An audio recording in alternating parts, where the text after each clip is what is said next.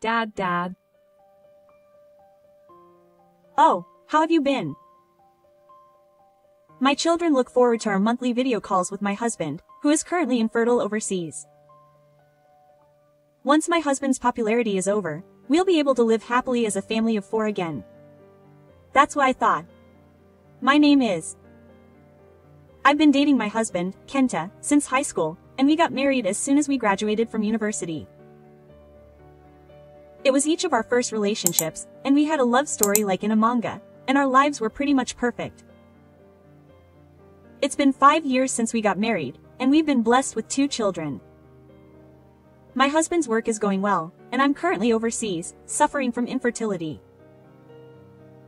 Raising children is tough, but I'm a full-time housewife, and with the help of my parents, I'm somehow managing. Today is my monthly video call with my husband. The children are so excited to talk to my husband for the first time in a while. When the appointed time approaches, me, my 2 children, and my parents all gather in front of the computer. It's like a one-person family event. I really want to talk to the children about our worries and future plans, which I can't tell them about when we're alone, but I end up getting the computer ready in front of the family. Oh, how are the kids doing? Are they playing well? My husband smiles at the sight of the children's happy faces. It's been a while since I've seen my husband, and the children are busy asking him about fun things they've done and when he'll be back next. My parents are also enjoying watching my husband's lively conversation with their sons. I guess this is what it means to be happy at a semi-full party. The private question time is over. The children are at their sleepiest. That makes sense. My husband is living overseas with a time difference of about 12 hours. The children, who would normally be asleep by now, tried their best to take a nap today and were getting ready at this time. I'll go put the children to bed, so I'll leave for a bit. My parents are considerate and say that if you'd like, you can have a long talk just the 2 of you, so they leave with the children. I know I shouldn't have been thinking about that, but I'm still happy. We talked a little bit about the children's growth and what the future holds, even though it was only for about 30 minutes. The oldest child was finally able to swim 25 meters the other day. It seems like he can't wait to swim in the pool every day. The younger child has excellent grades and was praised by the teacher. I'm looking forward to the future for both of them. I've been thinking lately that thanks to your income, we're not living a comfortable life.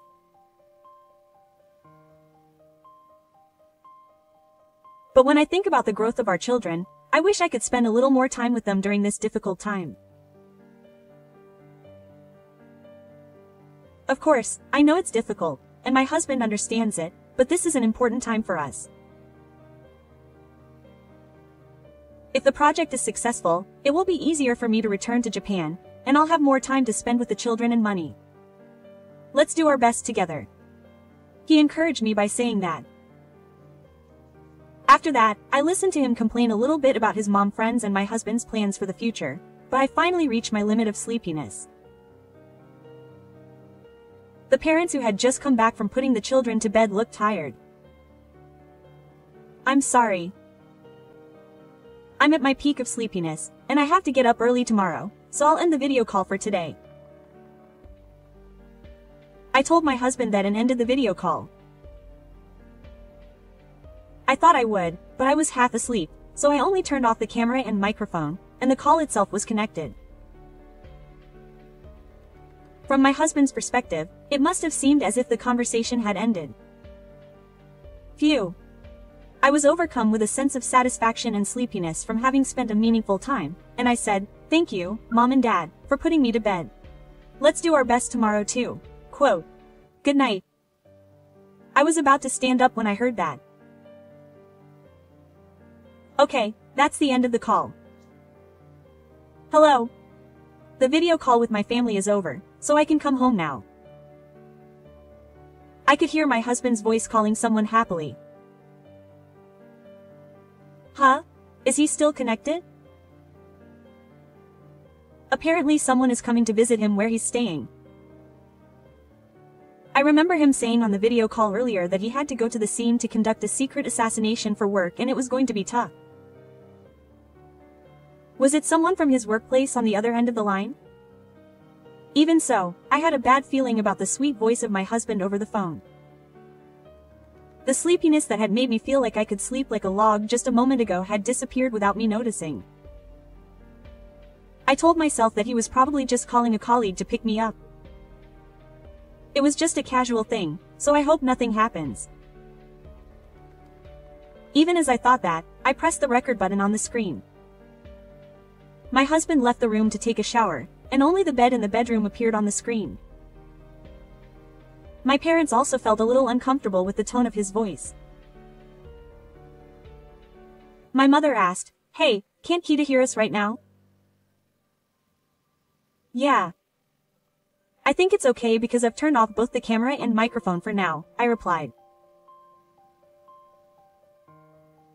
My father said it's not good to peek into people's private lives like this, so it would be better to turn them off, but only for a little while until my husband leaves for work. "Aren't you curious about how he's getting ready?" I asked him, pressing him, and the three of us ended up watching the screen together. About 15 minutes had passed. The doorbell at my husband's house rang, and I could hear him say, "I'll be right there." Just wait a moment, quote. That still didn't tell me anything.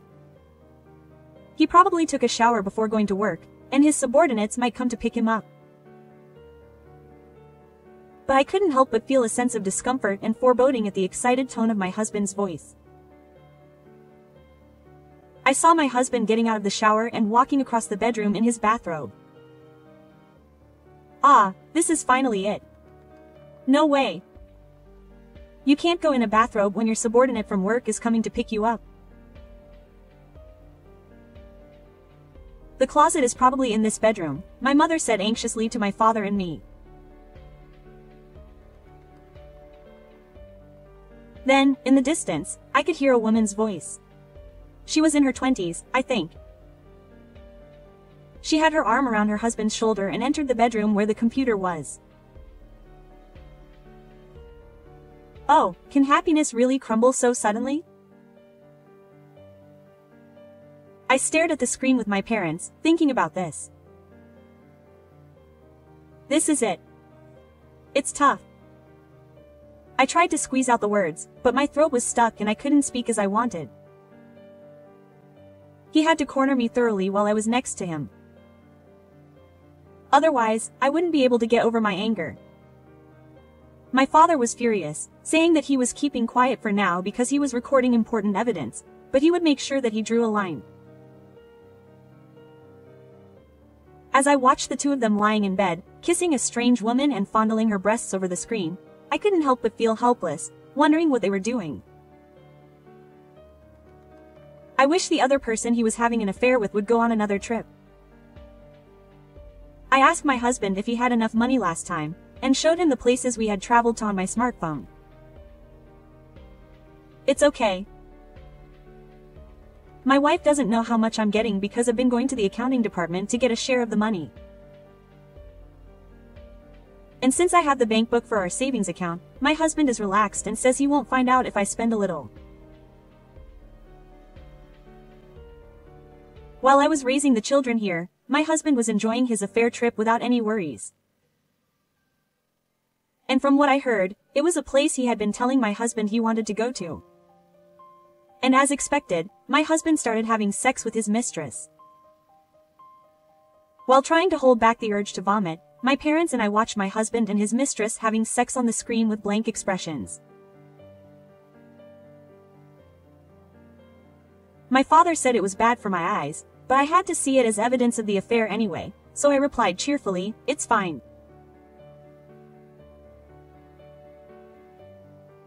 When everything was over and the mistress had probably gone home, I quietly turned off the computer. It was already 3 a.m. I could see that my parents were also slightly irritated by the various emotions that were brewing.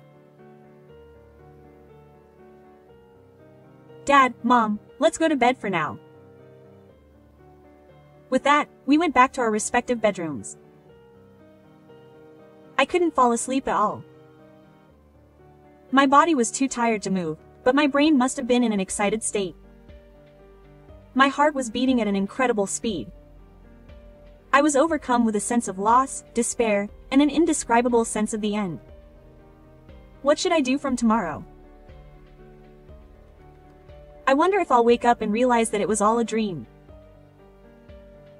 I wonder who that woman was. Many thoughts were running through my head, and before I knew it, morning had come while I was fighting the nausea and catching my breath. My children asked me, "Mom, what's wrong?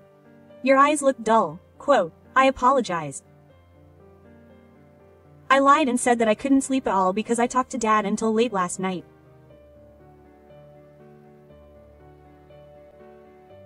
Mom was a little tired today, so my parents offered to take me to school instead of Grandma.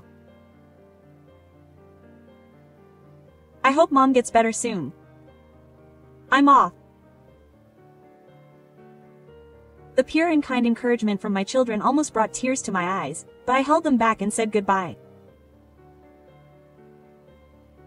I had to get some sleep first. My head wouldn't work. I drank a glass of water and went back to the bedroom to fall asleep.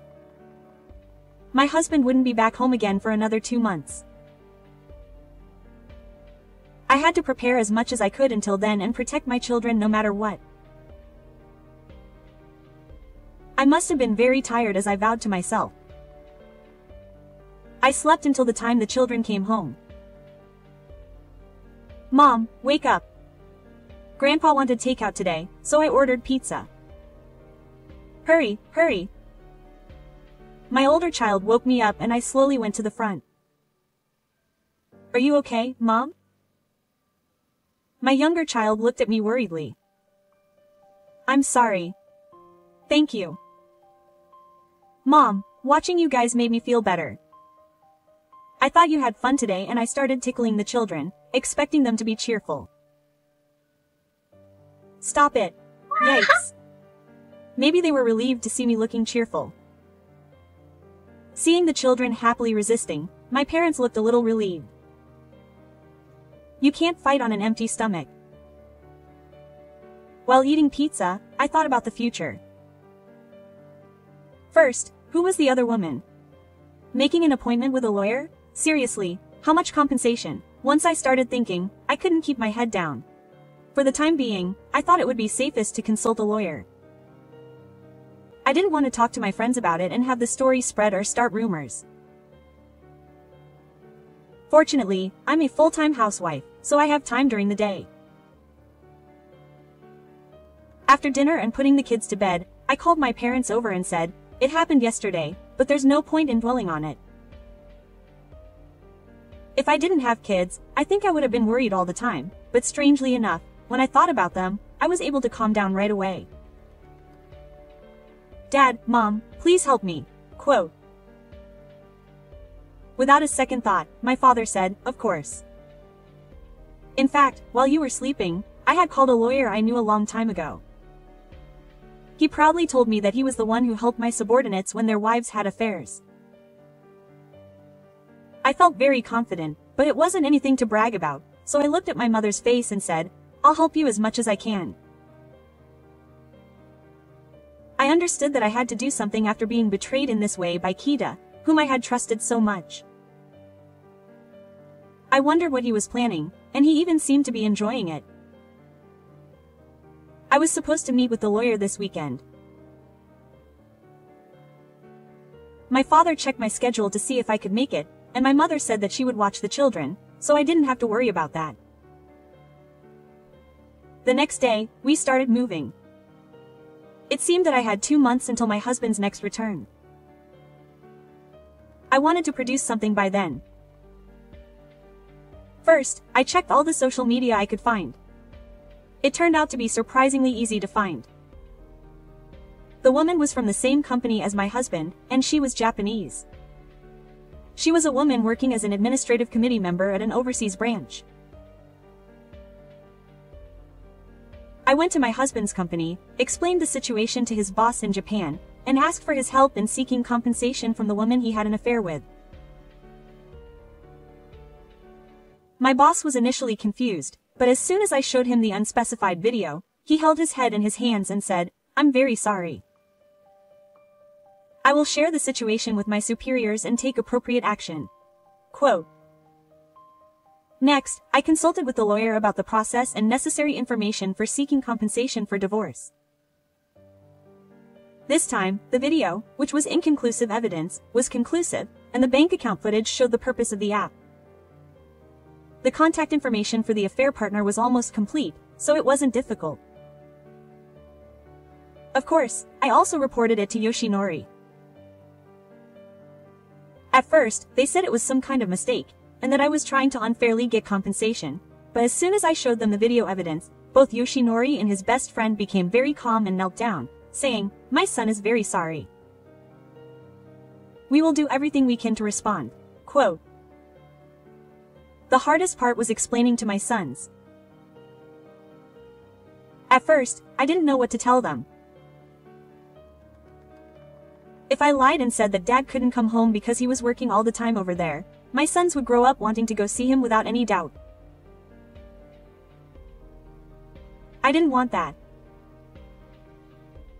I made up my mind and told my two young children that Mommy and Dad were lying to each other in a way that they couldn't forgive.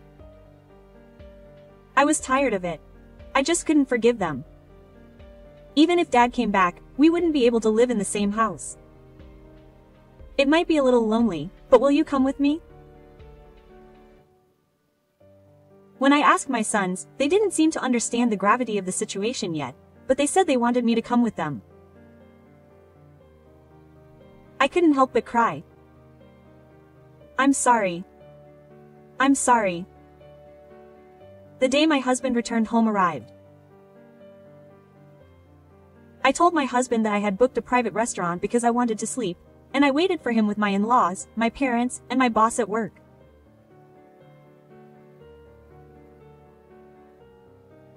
As soon as my husband arrived at the private room, my father-in-law asked my husband, trying to suppress his anger, "What's going on? Even my boss and my parents are talking about this?" There's no point in denying the situation to my husband who can't understand it. All that's left is for you to sign. With that, I handed him the divorce papers, a request for alimony, and a letter of dismissal from the company. My husband was frozen in place, and my in-laws were yelling at me as if they had cut off the table. We told him to contact us through our lawyer and left the restaurant. At first, I wanted to try to start over somehow. I was wrong. His Romeo emails, saying things like, "I love only you with all my heart," were terrible, so I sent him a message saying, "Please contact me through your lawyer," and blocked him. He tried to approach me in various ways, such as staking out in front of my house, talking to my parents while they were shopping, and asking for advice from mutual acquaintances. Of course, I rejected all of them. When he was in front of my house, I called the police, and my parents completely ignored my husband. I told my friends about the situation and went to bed. My husband was completely isolated by now. I heard later that he had gotten a little violent when they called the police, and that he had been charged with obstruction of justice and assault, officially becoming a criminal.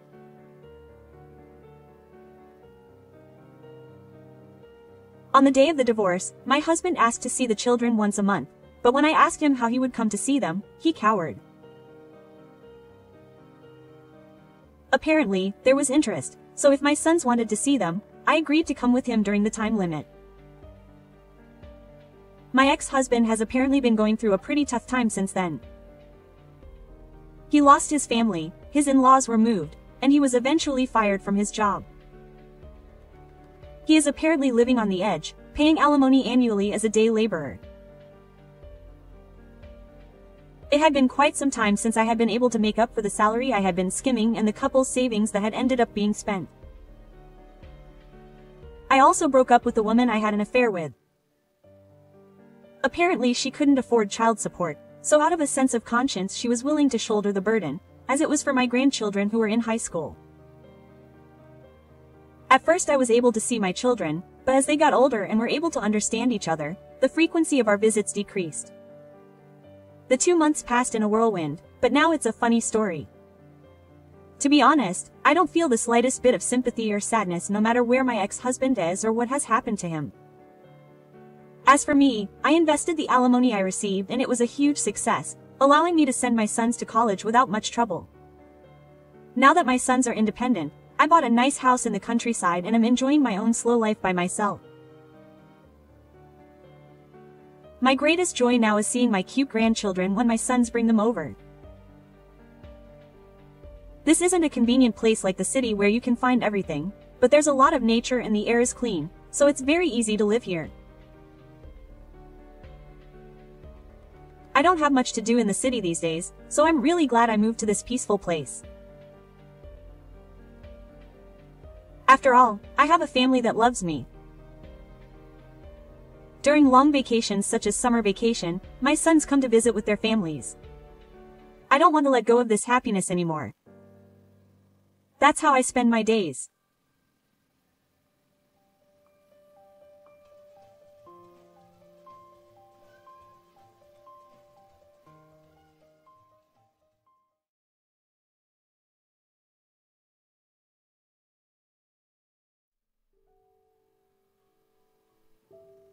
But what is the purpose of coming here so many times? This poor man's eyes. Money or land? And to think that both father and son came here. Shame on you, shame on you. My father-in-law treated me like a poor person every time I went to greet him after my marriage. It was my father and a hidden hero who crushed that Tengu flower. I'm Kubota, 31 years old. I work for a manufacturer that makes cooking equipment. My work is rewarding and fun.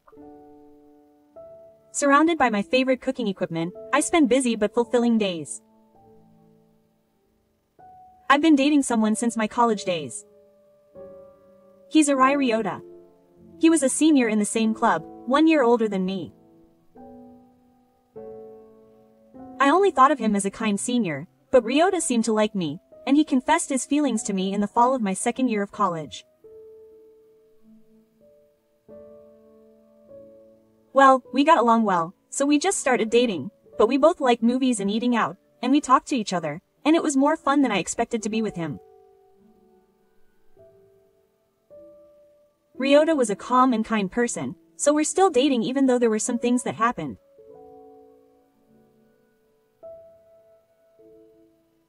I didn't have a strong desire to get married, but I was already 31, and I was vaguely wondering if I would marry Rita. Rita would talk about the future. There hadn't been a clear proposal yet, but we could almost be called engaged. Well, I guess that's how it goes for couples who have been together for a long time. Meanwhile, something amazing happened that would determine our future. One day, when I was having dinner with Rita after work, he said, "Ellie, I want you to meet my dad next time." What? What's wrong, all of a sudden? Yeah. We've been together for a long time, so I thought maybe it was time to start thinking about getting married.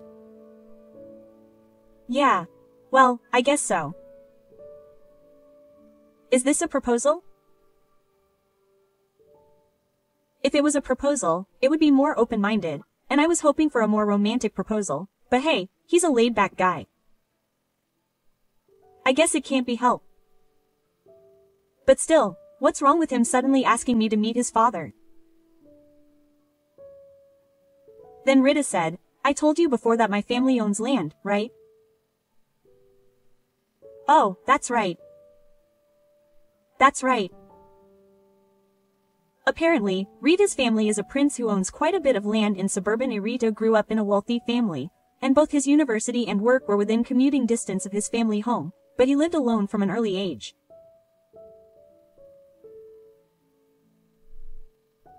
I've been to Rita's house many times, but I've never visited his family home. As I was remembering this, Rita said something unexpected. He wants you to meet my dad with your resume. Ha!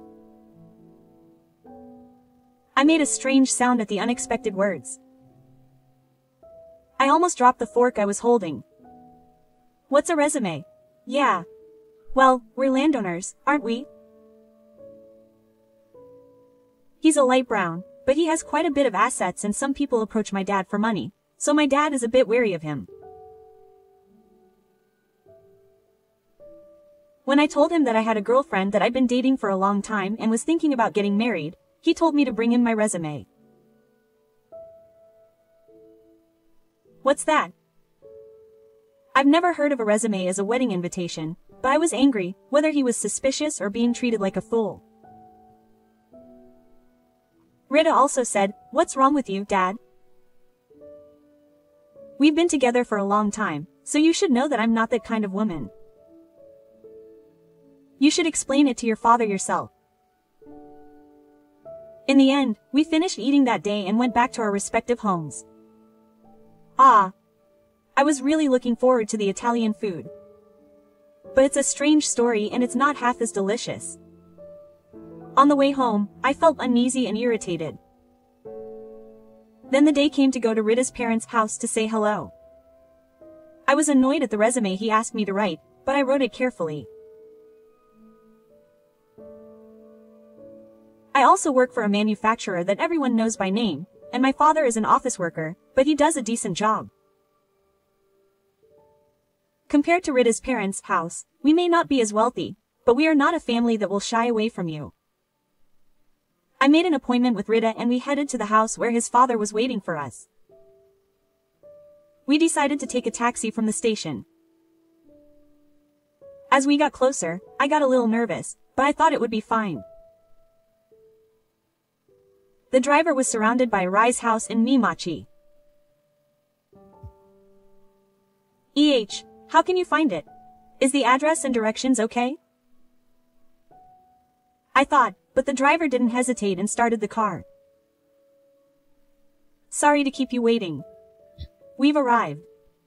The taxi stopped. Wow. I couldn't help but cry out. What is this? Is it a movie set?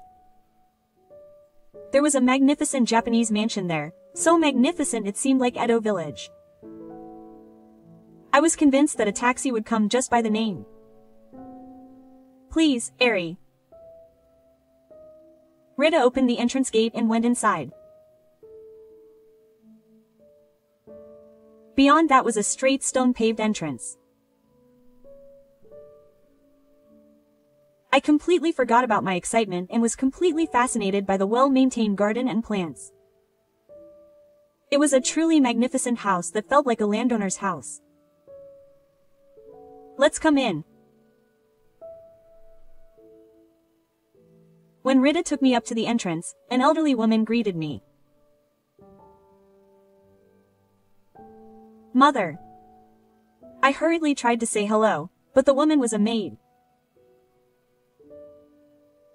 According to the maid, Rita's mother, that is, my mother-in-law, was out today. Rita and I followed the maid down a long corridor and were guided to the guest waiting for my father-in-law. Even so, this feels like a mansion. If it were a period drama, it would be like being in a guest room with a lord. It was so unrealistic that my excitement disappeared somewhere at Futoshi's parents' house, and I felt like I was just sightseeing. When we arrived at Shirama, the maid announced our arrival, and I heard something that sounded a bit out of place. When I opened the door, I saw another magnificent house, and in the back, Gifu, dressed in a kimono, was sitting. Dad, I'm home.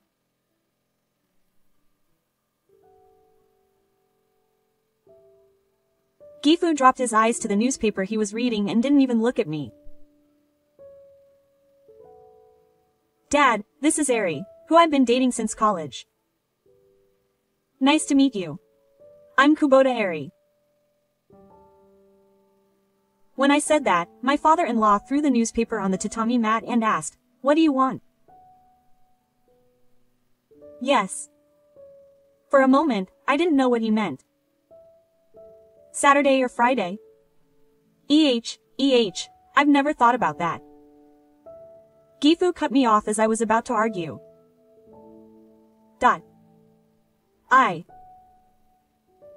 Guess you brought it. Yes. Oh, Aries resume.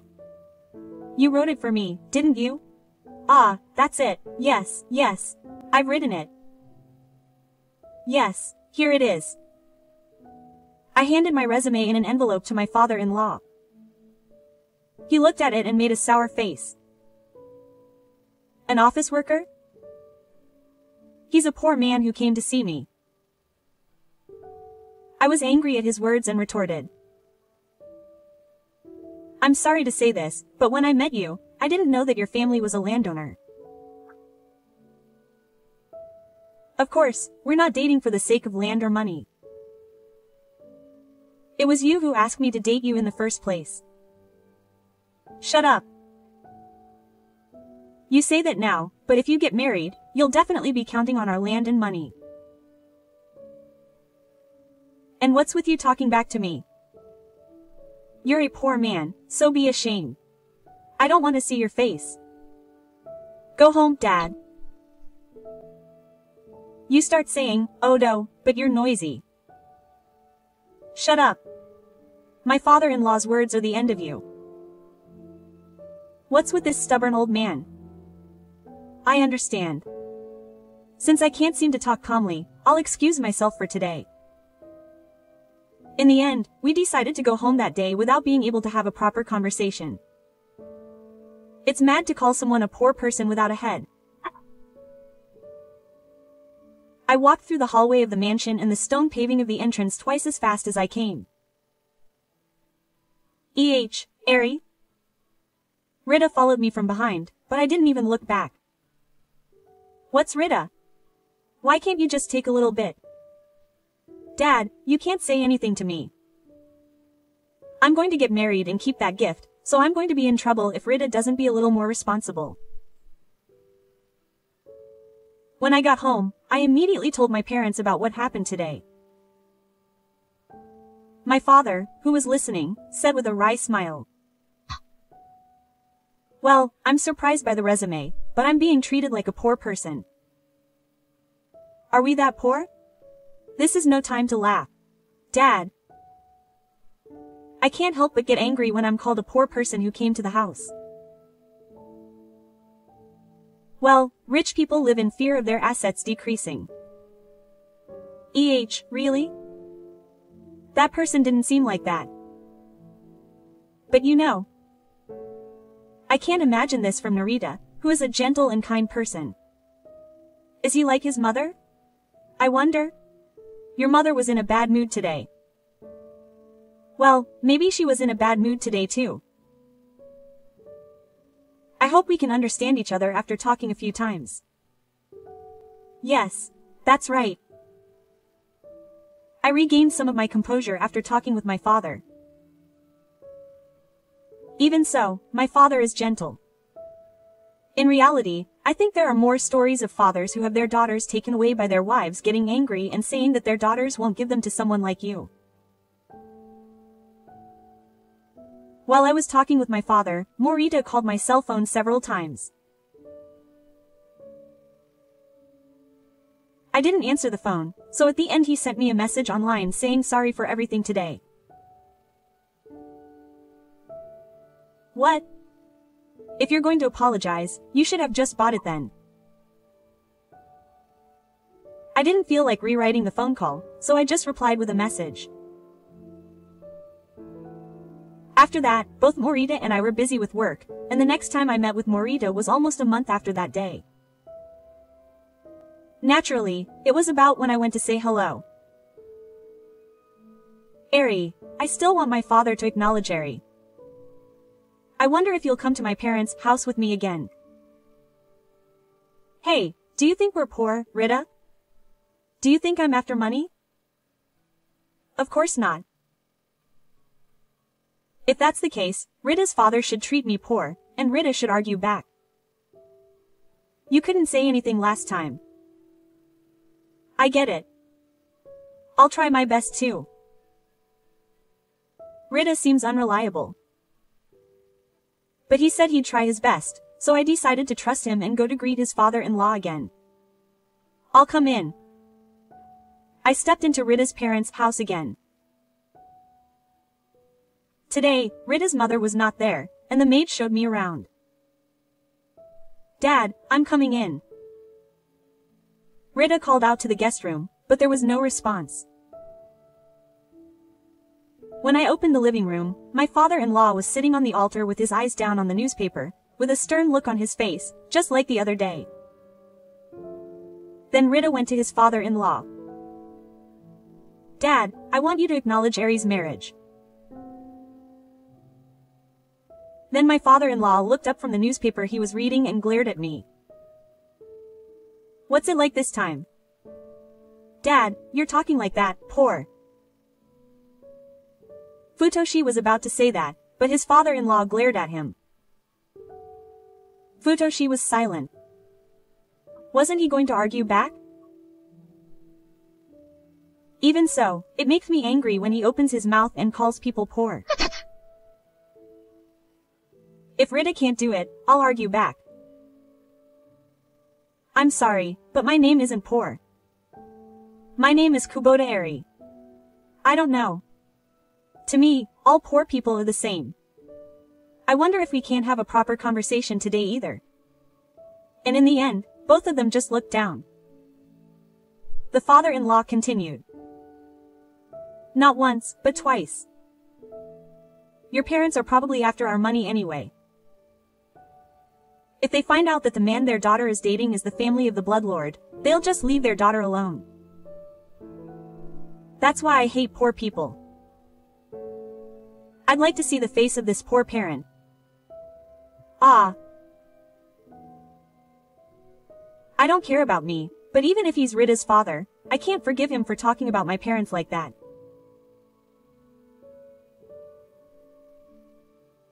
My blood boiled and I shouted without thinking. I understand. If you say so, I will bring my father next time. I continued, my anger not subsiding. You call us poor, but aren't we just inheriting the property after being a landlord? He just happened to be a landlord. My father worked hard and made his family happy. I respect him dozens, hundreds of times more than you. Well, you who are poor at heart probably won't understand. Ah, he's gone. When I saw Rita, he was frozen and didn't move. My father-in-law was shouting something with his face red, but I ignored him and left the customer. Eri? Rita followed me with a pathetic voice. The other day I shook off Rita who was chasing me and went home, but today he's following me relentlessly. Deli, I'm sorry again today. Dad, I've become really suspicious since I was scammed a few years ago. I don't think being suspicious has anything to do with treating people as poor. Mom hates seeing my dad getting more and more eccentric.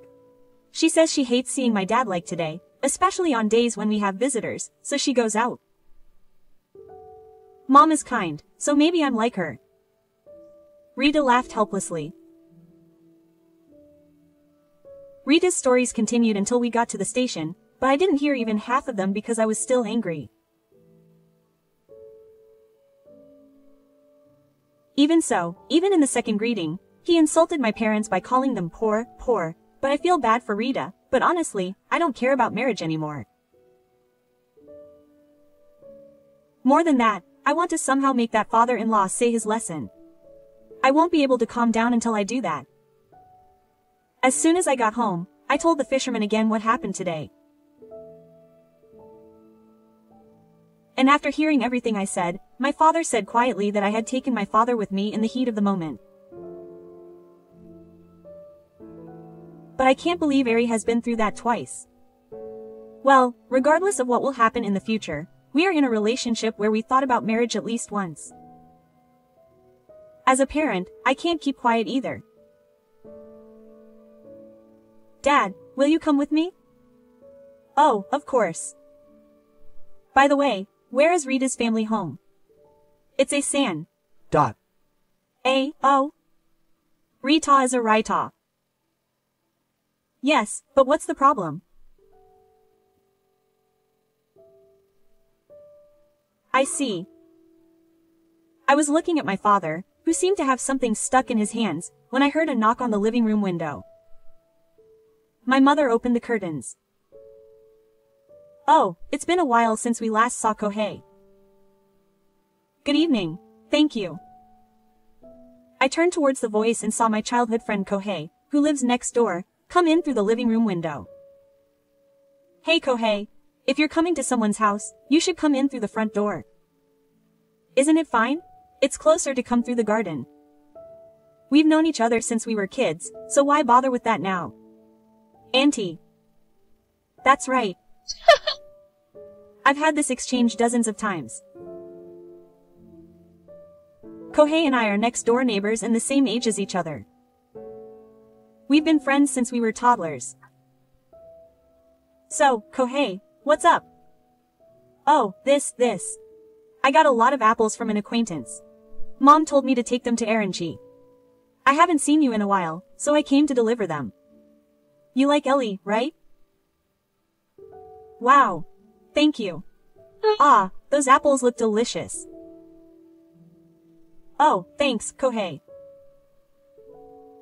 A warm atmosphere flowed through the living room. Now that I think of it, both Eli and the uncle looked serious. What's wrong? Just listen. Kohei.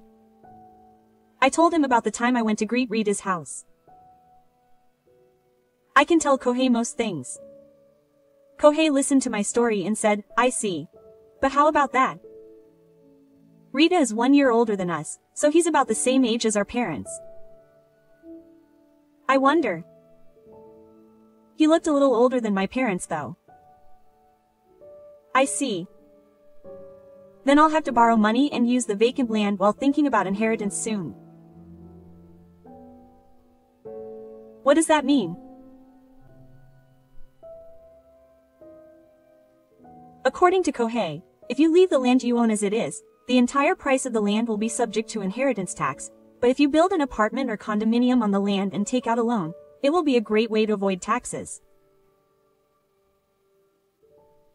I didn't really understand it. Oh, I see. Thank you, Kohei. You're truly a future tax accountant. It seemed like my father had come up with something. After graduating from university, Kohei qualified as a tax accountant while working. He has now quit his job and is gaining practical experience at a tax accountant's office. He says he plans to become independent in the future. I don't know what my father came up with, but I was lucky that Kohei happened to come by. I'm grateful to the acquaintance who gave me the apple. A few days later, the day finally came when I went to Rita's parents' house with my father. This was my third time, so this time I decided to go directly with my father without meeting Rita. When we arrived at Rita's parents' house, Rita was waiting for us in front of the gate. I'm sorry for bothering you, Dad. No, it's okay. It's not your fault. It makes me feel better to hear that. And my father continued in the same gentle tone. But, you know, I don't know what will happen with this marriage. Can you prepare yourself for that? Well, anyway, please come in. In fact, my feelings for Rita have gradually faded since this incident. I never had a strong desire to get married to begin with. Today, I was more interested in how my father would make that father-in-law take his breath away than the outcome of our marriage. I remember the long hallway that I entered through the stone pavement. My father looked at the mansion without any unusual reaction. And I brought my father, who has a guest. All I heard was that Rita was in love. I opened the living room and went inside. Today, my father-in-law looked down at the newspaper and didn't look at me. Well, what happens twice, happens 3 times. Excuse me. With my father's greeting, we entered the guest room. My father-in-law glanced at me without greeting and then looked down at the newspaper again. I'm always grateful for your daughter's care. I don't take care of poor people. But what is your purpose in coming here so many times? Is this poor man's money or land? And what's the point of coming here together as a family? Even to my father? That's rude. How gentle are you and your father? I was like this at the time, and my father handed my business card to my father-in-law. My father-in-law looked at it with a troublesome look and opened his eyes wide. Oh, well, I'm the general manager here at Asanat BB House. I heard that my subordinates have visited Otaku many times. Oh, well. Apparently, they consulted us to build a rental house on a vacant piece of land as a tax measure. That's right. The area around the station is also bustling and the land price is rising. If we leave the land as it is, the inheritance tax will not be insignificant. If I borrow money to build a rental house, Yukita will be able to live there without any problems. It's a pain. But Mr. Arai's father continued. It seems that you were a pretty terrible person to my subordinates. Even though we consulted our company, my subordinates were very reluctant to go to you, saying that salarymen are the epitome of poor people. What, you're not wrong. Compared to me, everyone is just poor. I see. Well, I don't mind being poor. But I decided today. What?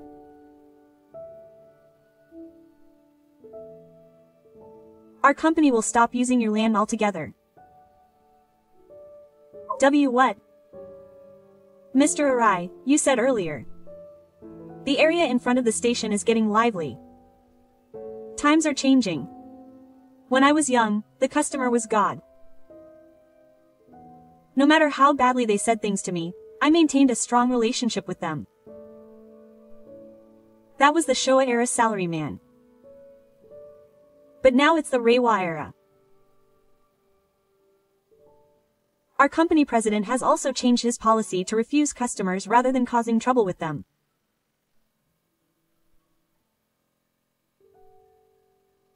Even if we associate with customers like you, it will only waste our time. No, that's a problem. My father-in-law desperately pleaded with him, offering half the money, but my father said in a firm tone. No matter how much you beg us, we will pretend that we never used your land.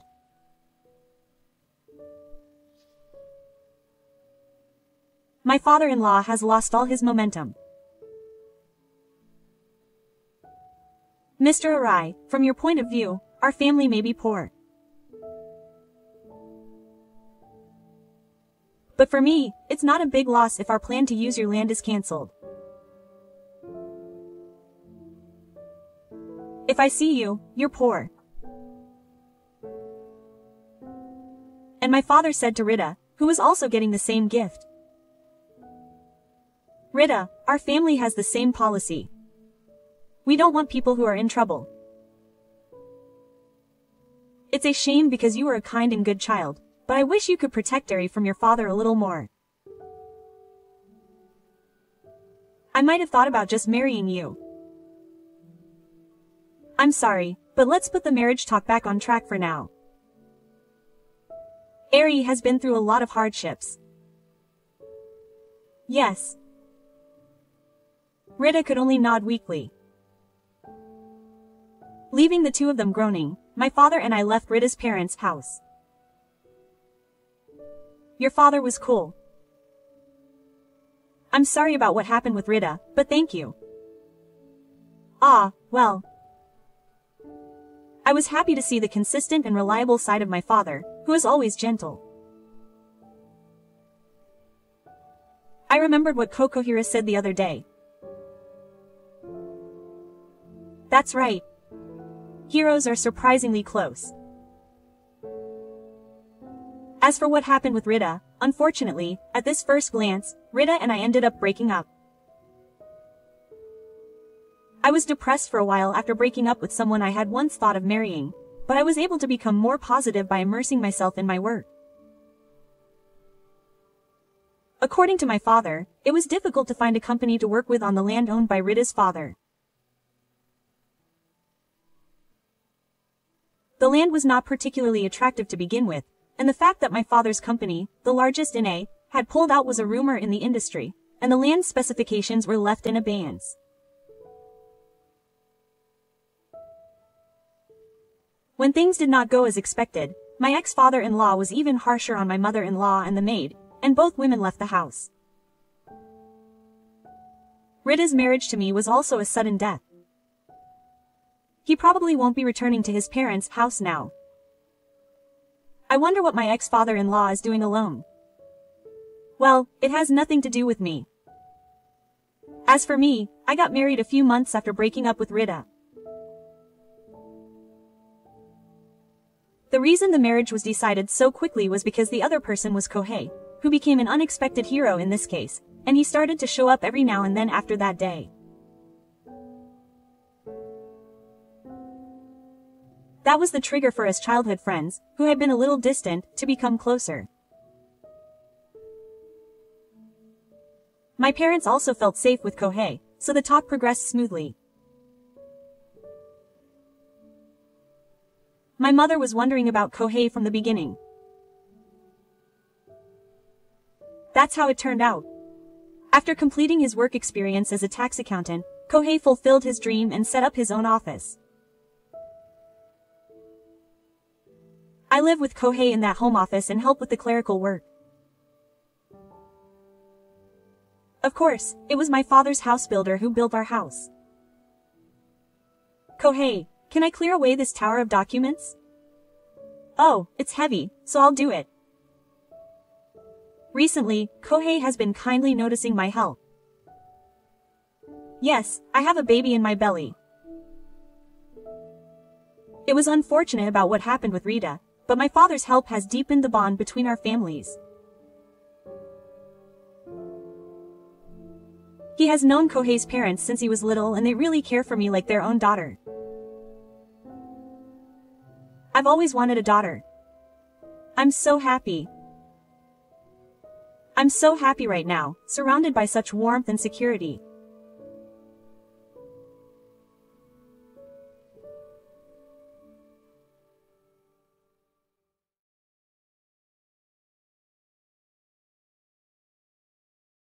私は長子。引きこもり歴13年の28歳。中学を卒業して以来、ほとんどリアルでは他人と接しないで生活していた。私には一つ上の姉がいる。名前は咲夜。姉は子供の頃から、可愛い、美人だ、将来が楽しみだと親や親戚からちやほやされて育った。一方、私の扱いはひどいものだった。中学生になるまでは太っていたのも悪かったのだろう。散々惨めな思いをして育った。姉妹なのにかわいそうにね。親戚が集まる席で何度そんな風に言われただろう。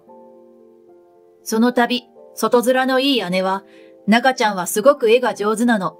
展覧会で賞を取ったりしているのよ。と私をフォローするような口ぶりをするが、実際には私のことを見下し馬鹿にしていた。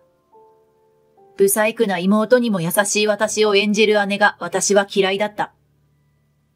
姉は両親に買ってもらった可愛らしいワンピースを嫌がる私に無理やり着せて鏡の前に立たせ、ほら、長ちゃんもよく似合うわ、とっても可愛いと嘲笑するのだ。不細工なあんたには似合わないわと言われた方がまだましだ。だって実際全然似合ってなかったから。一緒に鏡に映る姉の笑顔は美しく、そして邪悪に見えた。明るく美しい姉は両親の自慢の種だった。姉の外面の良さは両親にさえ発揮されていた。ただ私だけが姉の暗黒面の標的になっていた。不細工だけど愛嬌があるというキャラにもなれず、愛想もなく暗いひねくれ者だった暗黒の中学時代。ただひたすら絵を描いたり本を読んだりして過ごしていた。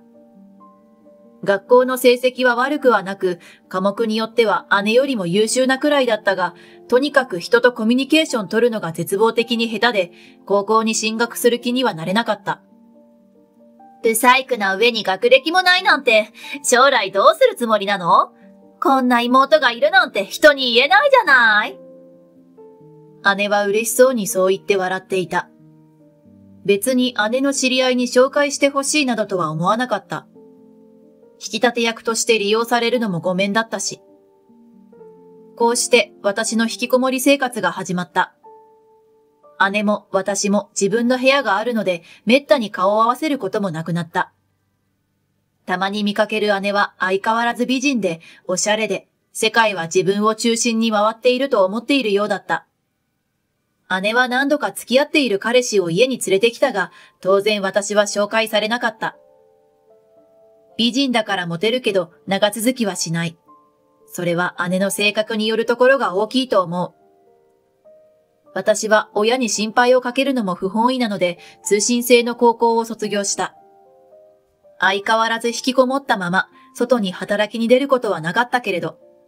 しかし今の時代、家から一歩も出なくてもお金を稼ぐことはできるのだ。ながちゃん自分で言うほど不細工じゃないって。まあ姿勢は悪いけど。ちゃんと美容院行って髪の毛セットして、それなりの服を着ればそれなりに見えると思うよ。スカイプでの会話でそんな風に言ってくれたのは、仕事でもお世話になっている小島くんだ。はいはい、それなりにね。そう言って笑えるくらいのコミュニケーションは取れるようになっていた。あくまでもネットを通じてだったけど。ネットを通して、まあ、友達なのかなと思えるような人も数人でき、友人たちが企画したオフ会に私も誘われた。参加予定者にはスカイプで顔を見て話したことがある人も何人かいた。最初は絶対無理だと思った。だってもう何年もリアルで家族以外の人と会っていない。でも今参加しないと一生引きこもったままになってしまうんじゃないかという危機感で思い切って参加することにした。事前に美容院に行き、服はネット通販で手に入れた。美容院に行くのはすごく勇気が必要だったけど頑張った。自分の姿を鏡に映してみる。これなら多分それなりに普通に見えるだろうと思った。あら、珍しい。出かけるの？こんな時に限ってタイミング悪く姉と顔を合わせてしまう。私にしてはそれなりに着飾った姿を見て姉が鼻で笑った。みっともない。久しぶりに顔を見ても姉はやはり姉だった。やはり私は不細工でみっともないのだ。きっとわざわざ出かけて行っても惨めな思いをするだけなのだ。すっかり心がくじけてしまい、部屋に戻ってぼんやりしているとスマホが鳴った。以前、それなりにと言ってくれた小島くんだった。ながちゃん今日来るんでしょ？すごい楽しみにしてんだけど。そう明るく言われても、すでに家から足を踏み出す気力が私にはなくなっていた。出かけようとしたら、私の格好を見た姉にみっともないって言われちゃってさ。突然涙が出そうになった。なんだよそれ。ちょっと見せてみ。小島くんにそう言われて、いやいやながらビデオ通話に切り替えると。全然大丈夫。みっともなくなんかないって。だからおいでよ。と V サインをして見せてくれた。小島くんを信じていいのか正直迷った。私をからかうために呼び出そうとしているのかも、なんて。でも、彼を信じられなかったら、この先信じられる人に出会うことはきっとない。そう思った私は思い切ってオフ会の会場に出かけていった。こうして私は13年ぶりに他人と会って話すことができたのだ。それもこれも小島くんのおかげだ。ネットを通じて随分長いことやりとりをしていたせいか、その日に会った人たちはみんな昔からの友人のようだった。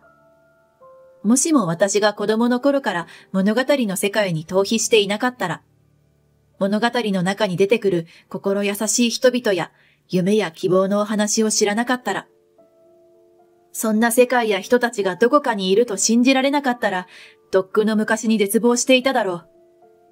そのオフ会を境に、小島くんと私はリアルで付き合うようになった。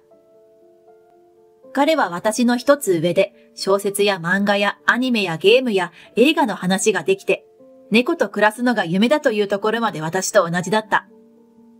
うち兄が猫アレルギーでさ。うちも姉が猫アレルギー。そんなところまでシンクロしていて、これはもう俺たち結婚して一緒に暮らすしかないんじゃない?なんて言われて動揺してしまった。この私が結婚?まさか。そう思いつつも嬉しかった。明るくなって外にも出かけるようになり、年頃の女性らしくおしゃれをするようになった私を見て両親も喜んでいた。姉ばかり可愛がって、と悲願だ頃もあったが、今思えば私にも原因があった。実際可愛げのない子供だったから、両親も扱いに困っていただろう。でも私も少し浮かれすぎた。両親に、もしかしたら私結婚するかもしれないと打ち明けてしまったのだ。それからわずか2ヶ月後、急に姉が結婚すると言い出した。付き合っている男性がいるのは知っていたし、見えっ張りな姉は、30までには結婚したいといつも言っていたから、取り立てて不思議なことではない。両親もすぐに納得したようだ。でも、姉が突然結婚すると決めたのには理由があったのだ。本当の理由は、こっそり私だけに教えてくれた。あんたが私より先に結婚するなんて絶対許さないから。冗談で言ってるんだよね。が姉の顔を見ると冷ややかな氷のような表情をしていた。ゾッとするような凄みがある。この人はそんな理由で結婚するのだ。意味がわからない。お相手は職場の先輩で5つ上の男性らしい。憧れのジューンブライドよ、と姉は自慢げに言っていたが、日本の6月は梅雨である。どう考えてもイベントには向かないし、せっかくドレスアップしてきてくれる来客も、雨が降ったら迷惑だろうと思う。まあ、姉の結婚式の来客がどうなろうと、私には関係ないけど。なぜなら、姉にはっきり言われたからだ。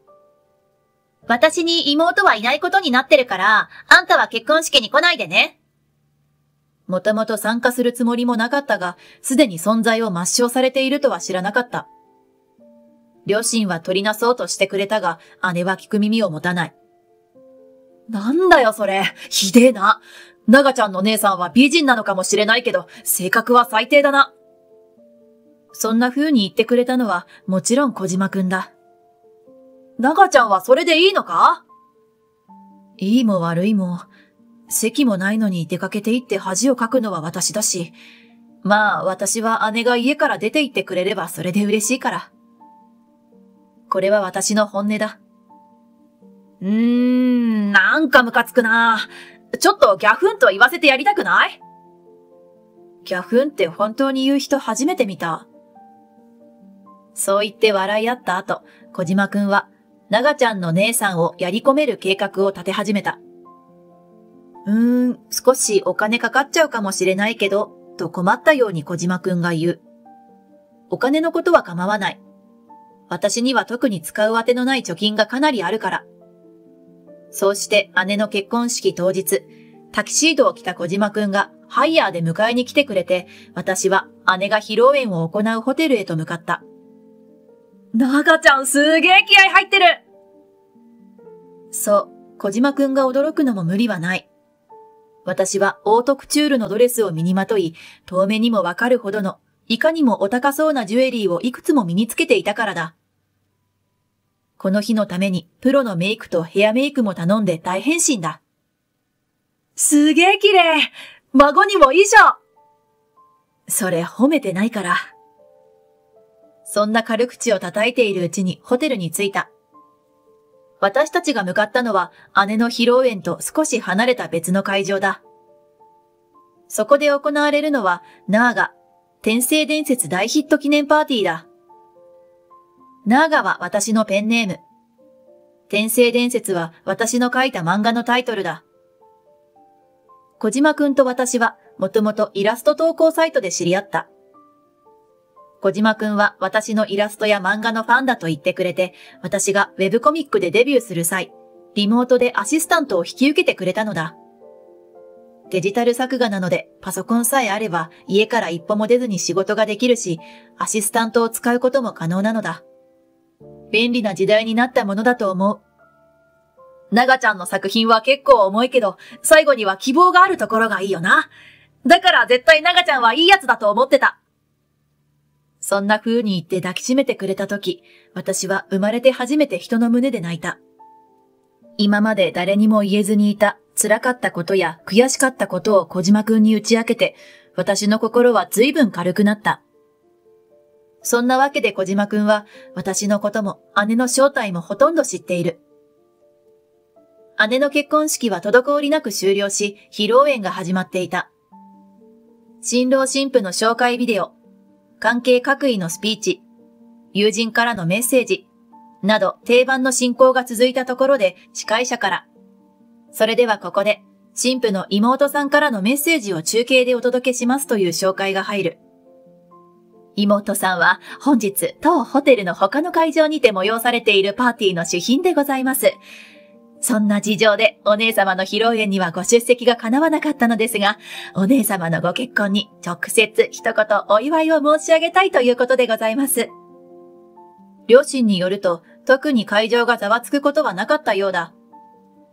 ただのイベントの一環として受け入れた人がほとんどで、妹の存在を知らなかった人たちがちょっと顔を見合わせるくらいだったそうだ。一番びっくりしたのは姉だろう。結婚相手の新郎や家族に私の存在を伝えていなかったのだから。そして引きこもりだった私が、まさか引きこもった部屋で漫画を描いて、それがそれなりに大ヒットしていることなど、姉は想像もしていなかったのだ。何という声が両親の席まで聞こえてきたそうだ。まあ実際のところ、両親だって私がそこそこヒットしている漫画家だという正体までは知らなかったのだけど、生活費は入れていたので、私が仕事していたのは知っている。ちなみに姉は一銭だって家にお金を入れたことがない。お姉さん、結婚おめでとう。せっかくの結婚式と披露宴に妹として参加できなくて本当に残念。幸せになってね。妹として祈っています。さすがにここで恨み事を言ったりはしない。ただ豪華なドレスとジュエリーを身につけて華やかなパーティーの様子が伝われば、それだけで姉には大ダメージだと分かっている。妹としては大事なことなので2回言ったけど。短い中継が終わった後、私はこっそり小島くんとハイタッチした。すっきりしたと聞かれ。した。でもできれば透明人間になってあちらの会場に潜入して間近で姉の反応を見たかったなと言って笑った。もともとヒット記念パーティーの企画はあったのだ。ただ作者の私が引きこもりで華やかな会場どころか人と会うこともずっと拒んできたので実現していなかった。それを知っていた小島くんが話をつないでくれて今日のサプライズが実現したというわけだ。自分でパーティーを主催する手もあったけど、どうせなら出版社にお金出してもらった方がいいもんな。さすが小島くん。コミュ力あって尊敬する。おかげで私がお金を使ったのは、この先着る機会などなさそうなドレスと、やたら目立つジュエリーだけだ。両親から聞いた話だが、私の登場で姉と結婚相手は少し揉めたらしい。何よりいないはずの妹が出てきたのだ。不審に思って当然だろう。引きこもりで家から出られない妹だから、とか言い訳をしていたようだが、その妹が実はそれなりに稼いでいる有名人だったという矛盾。姉の結婚を破談に追いやるまでのダメージは与えたくなかった。姉が家を出て行かなくなったら困る。私がそう言ったら小島くんが、バカだな、長ちゃんが家を出ちゃえばいいんじゃんとさらっと言った。なんだその手があったか。引きこもり生活が長すぎて家を出るという発想がなかった。そっか、貯金はまだあるし、思い切って一人暮らし。俺と暮らしちゃえばいいじゃん。え？俺と暮らしちゃえばいいじゃん？大事なことだから2回言った。ちなみにこれ、プロポーズだから。小島くんが照れて赤くなっているのを初めて見た。一緒に暮らそう。猫も飼って一緒に住もう。返事は言葉にならなかった。ただ何度もうなずいた。嬉しくて涙が出た。そうだ、せっかく2人とも着飾ってるんだし、ここで公表しちゃおうよ。あれよあれよという間に、大ヒット記念パーティーの後半は、急遽結婚報告パーティーになった。たくさんの人たちに祝福され、こんな幸せなことが自分に起きていいのだろうかと不安になるくらいの時を過ごした。せっかくだから、長ちゃんのご両親への挨拶も済ませちゃおうという小島くんに手を引かれ、披露宴後の両親を捕まえ、突然の結婚報告。両親にしても、今日はサプライズの連続だ。もちろん結婚に反対する理由など一つもない。ちょうどその時、姉夫婦がロビーに姿を現した。思わず表情が凍り、体が硬くなる私。大丈夫だよ。小島くんが耳元でそっと囁いて抱き寄せてくれた。あ、お姉さん、ご結婚おめでとうございます。実は僕たちも結婚することになったんです。申し遅れましたが、自分は長子さんのお仕事を手伝っている小島と言います。明るく挨拶をする小島くん。姉の結婚相手を初めて見たけれど、30代半ばになろうかという彼は、すでに中年体型になりかけていて、こんなことを言ったらなんだけど、小島くんの方が背も高くてかなりかっこいい。これは予想外のクリティカルヒットだ。姉は唇を噛み締めて、般若もびっくりの恐ろしい形相で私を睨んできた。そこで姉の旦那さんが、それはおめでとうございます。いや、咲夜さんの妹さんが、まさか転生伝説の作者さんだったとは。僕ファンなんですよ、と私に握手を求めてきた。姉は何とも言えない複雑な顔をしていたが、ようやく引きつった表情で、全然知らなかったわ、と言った。私が一応有名人で結構お金持ちだということも、結婚する相手がいてなかなかのイケメンだということも、自分の夫が私のファンだということも姉は知らなかったのだ。その後姉夫婦は新婚旅行にグアムへ旅立ったが、帰国後私へのお土産は何もなかった。それくらいしか仕返しが思いつかなかったのだろう。まあ今の私にはダメージゼロだ。姉の結婚式の半年後に私たちは結婚式を挙げ、盛大な披露宴を行った。相変わらず私は人前に出るのは得意ではなかったので気が進まなかったけど、小島くんがここまで来たらもうありでしょって言うから。もちろん姉夫婦も招待した。二度と着る機会はないと思っていたドレスもお色直しに再利用された。新居は青山にマンションを買いました。新婚旅行は長い休暇を取って1ヶ月ぐらいヨーロッパでのんびりしてくる予定です。にこやかに爽やかに、小島くんは、いや、夫は姉夫婦に報告した。姉夫婦は社宅住まいで、新婚旅行は3泊4日のグアム旅行だったと知っているからだ。夫は未だに姉への攻撃の手を緩めるつもりはないみたいだ。長年長ちゃんにしてきたことの半分もお返ししてないもんな、という彼は敵に回したらちょっと怖い男だと思う。現在は私のマネージャーをやってくれているが、非常に有能で助かっている。私の漫画、転生伝説は様々な転生者を描いていく物語だ。最終的には全員が集結する仕組みになっている。その後、夫の勧めで冴えない主人公と美人で性格がめちゃくちゃ悪い姉のキャラを出してみた。もちろんモデルは実の姉だ。SNS の反応はというと、姉キャラの性格が悪すぎて草。外面のいい、こういう女いる。この姉が泣き土下座するとこ見たい。美人だから許す。性格の悪さが癖になる。改心したらがっかりかも。主人公空気。意外と人気な姉キャラ。現実にいたらたまらないんだけどな。お姉さんの旦那さん、中ちゃんのファンなんだろ？読んでるかな？新刊出たら送ってるし。姉は意地悪な姉キャラが自分がモデルだと気づくだろうか。私のファンだという義兄は気づくだろうか。何でもネタにできるんだから怖いっつうか、漫画家とか小説家って怖えなと言って小島くんは笑う。そう、創作者は転んでもただでは起きないのだ。こそっと、あれは実の姉がモデルらしいって情報をネットに流しちゃおうか、と夫から悪魔の囁き。来年の夏には子供が生まれる。3人と1匹の暮らしになるのだ。まだ子供のいない姉はきっととても悔しがるだろう。いいよ。私は今すごく幸せだから。幸せな人は復讐なんて考えないでしょ？復讐者はもう卒業してもいいかなと思う。全部あなたのおかげだよ。私がそう言うと、彼は猫を抱いた私をお腹の子供ごとそっと抱きしめてキスしてくれた。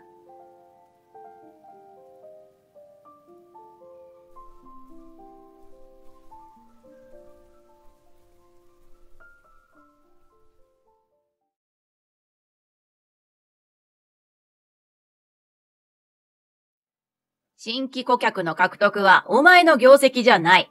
俺の業績だ。そんなこともわからないなんて、無能はかわいそうだな。そして無能が給料カットされるのも当然だ。私たち夫婦の給料カットの根拠を、義兄は無能だと断言し嘲笑った。私は宮子、43歳。夫の正人は45歳。夫の家は小さいけれど会社をやっている。ギアを作っている会社だ。従業員は100人弱。正人はそこで営業部長をやっている。私は総務で働いている。正人の父が社長を務めていたが、高齢を理由に義兄に社長の座を渡したことで、平和だった会社は波乱の幕開けを迎えることになった。正人の父は義兄に座を渡すときに、会社の繁栄はゆかりのあるもの。つまり従業員や客、ひいてはすべての人によって支えられる。それを自身の座右の銘として告げるように、と言っていた。わかったよ、父さん。必ず会社は繁栄させる。と義兄は返事していた。それが発端だった。就任するとすぐ、古い体制の離脱を義兄は掲げた。そして無駄なコストの削減も。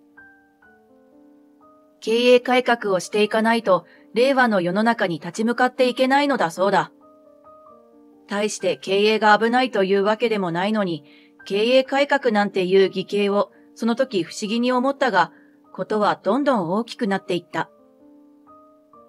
ある日の昼休み、私は休憩用のラウンジで製造部の女性パートの方々が肩を寄せ合って泣いているのを見てしまった。異常な光景に思わず走り寄って、どうしたの？と聞く。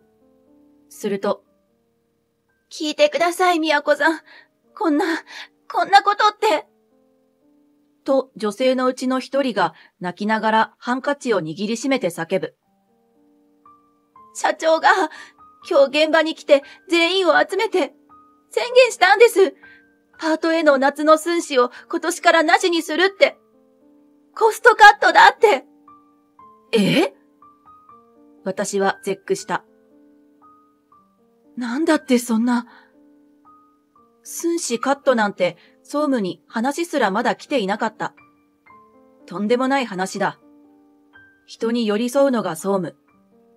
パートさんたちが泣くなんてことは魂にかけて許されなかった。どういうことですか？パートさんたちの寸志がないって。夏と冬の2万を楽しみにしてるんですよ。働きがいを奪うようなものです。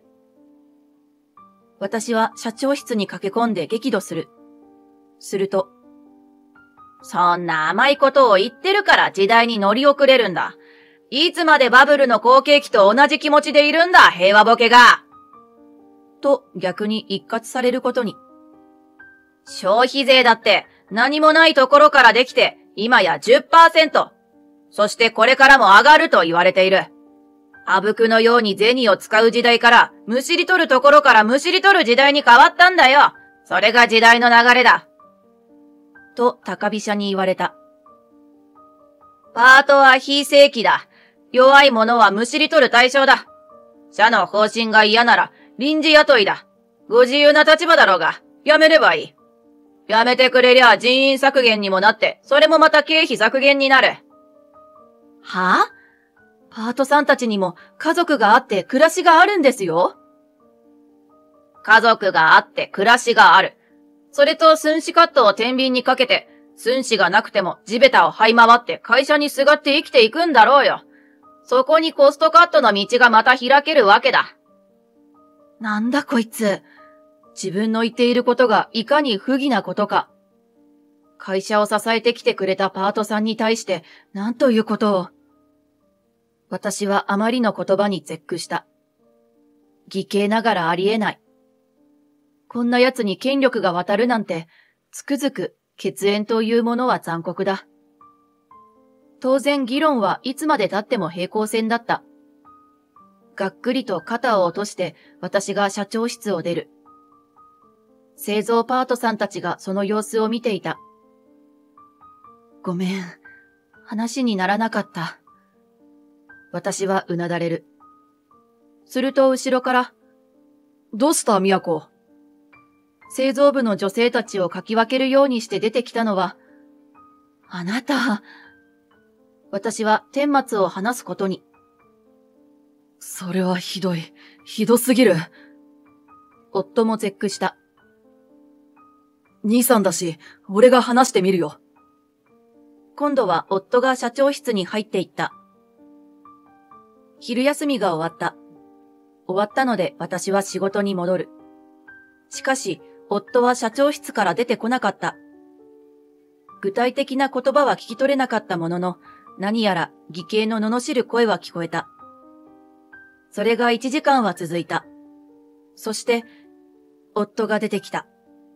ひどくげっそりとした顔で。昼休みの時の私同様だった。私はコピーを取るついでに駆け寄った。夫は力なく語る。父さんの、会社の繁栄はゆかりのある者によって支えられるって言葉を忘れたのかと詰め寄ったんだが、繁栄は切り詰めがあってこそだ。ゆかりのある者によってというのは親父の偏見でしかない。俺は繁栄という約束だけ守る。とか言われて。その言葉の数々に私は愕然とする。これは方向転換といったぬるい言葉では済まされない。古き良き、人情に溢れたこの会社が義兄によって覆されようとしている。私の青い顔を見てか、こんなことが許されてたまるか。夫は低い声でぽつりと漏らした。さて、そしてその月末、給与明細を受け取り、私は、は？となった。先月の月収の半分ほどになっていたのだ。ねえ、お給料なんかあった？にわかには信じられず、私は隣の席の社員に聞いてみた。先月と同額だけど？と、隣の席の人は怪訝な顔をする。私は動揺したまま、お給料、私半額になってるんだけど。と、明細の金額だけを見せた。すると、いや、これはさすがに、ミスプリントじゃないの？給料の口座にはお金が入ってると思うけど。と言われた。やっぱり信じられなさそうだ。私は慌てて会社帰りに銀行の ATM に寄った。そして残金を確認する。そして息を飲んだ。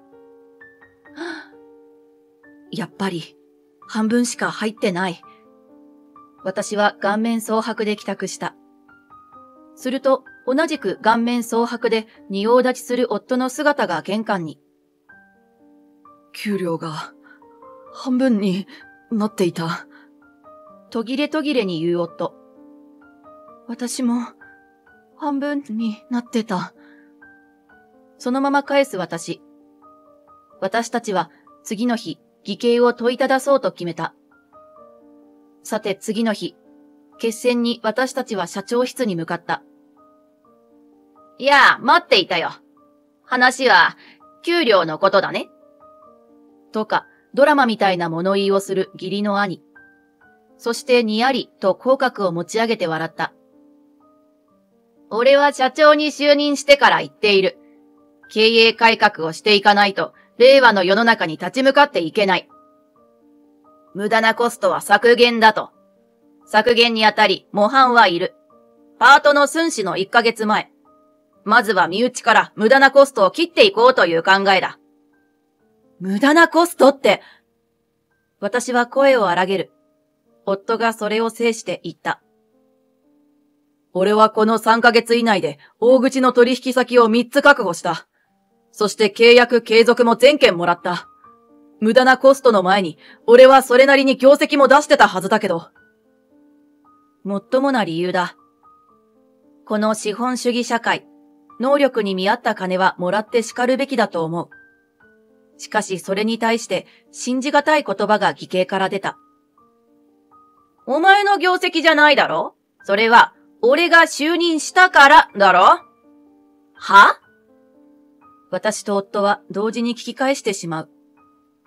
なんで営業活動に行ったのが夫、契約を取ってきたのも夫なのに、何の関係もない義兄のおかげという理屈になるのだ。意味がわからない。混乱する私たちを見て、義兄はますます笑った。社長交代でパンフの顔も俺に変わった。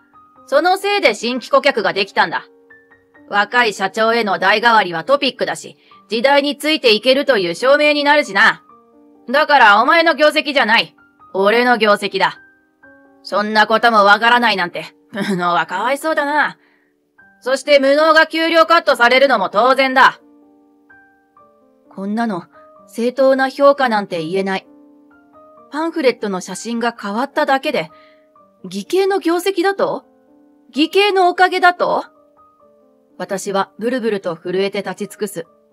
すると、行こう。夫がきびすを返し社長室を出た。私はそれを追いかける。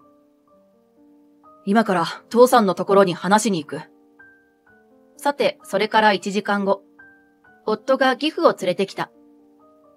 夫は義父に説得をさせるつもりなのだろう。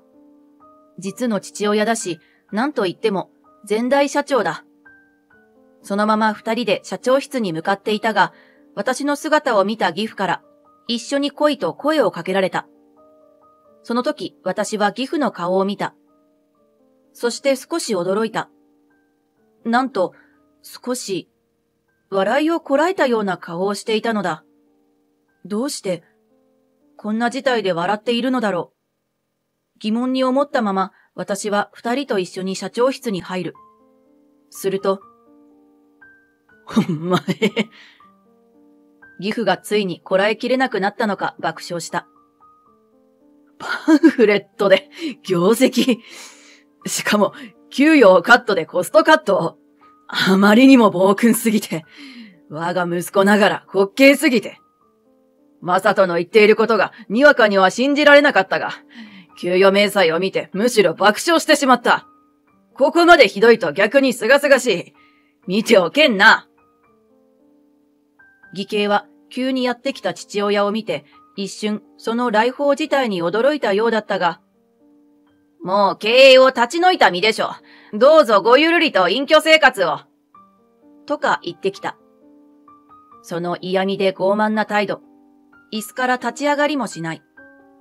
すると義父が、お前を搾取するので、お前こそ社外で心穏やかに過ごせ。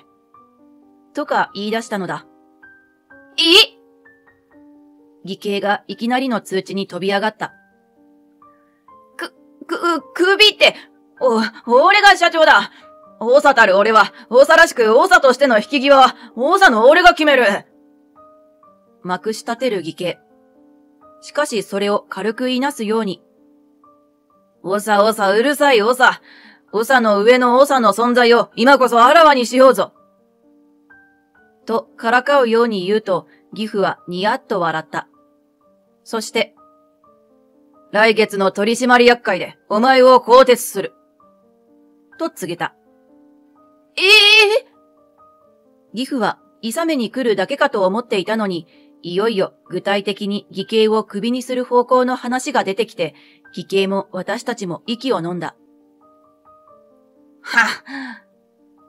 しばしの沈黙の後、義兄は気の抜けた笑い声のような音を発した。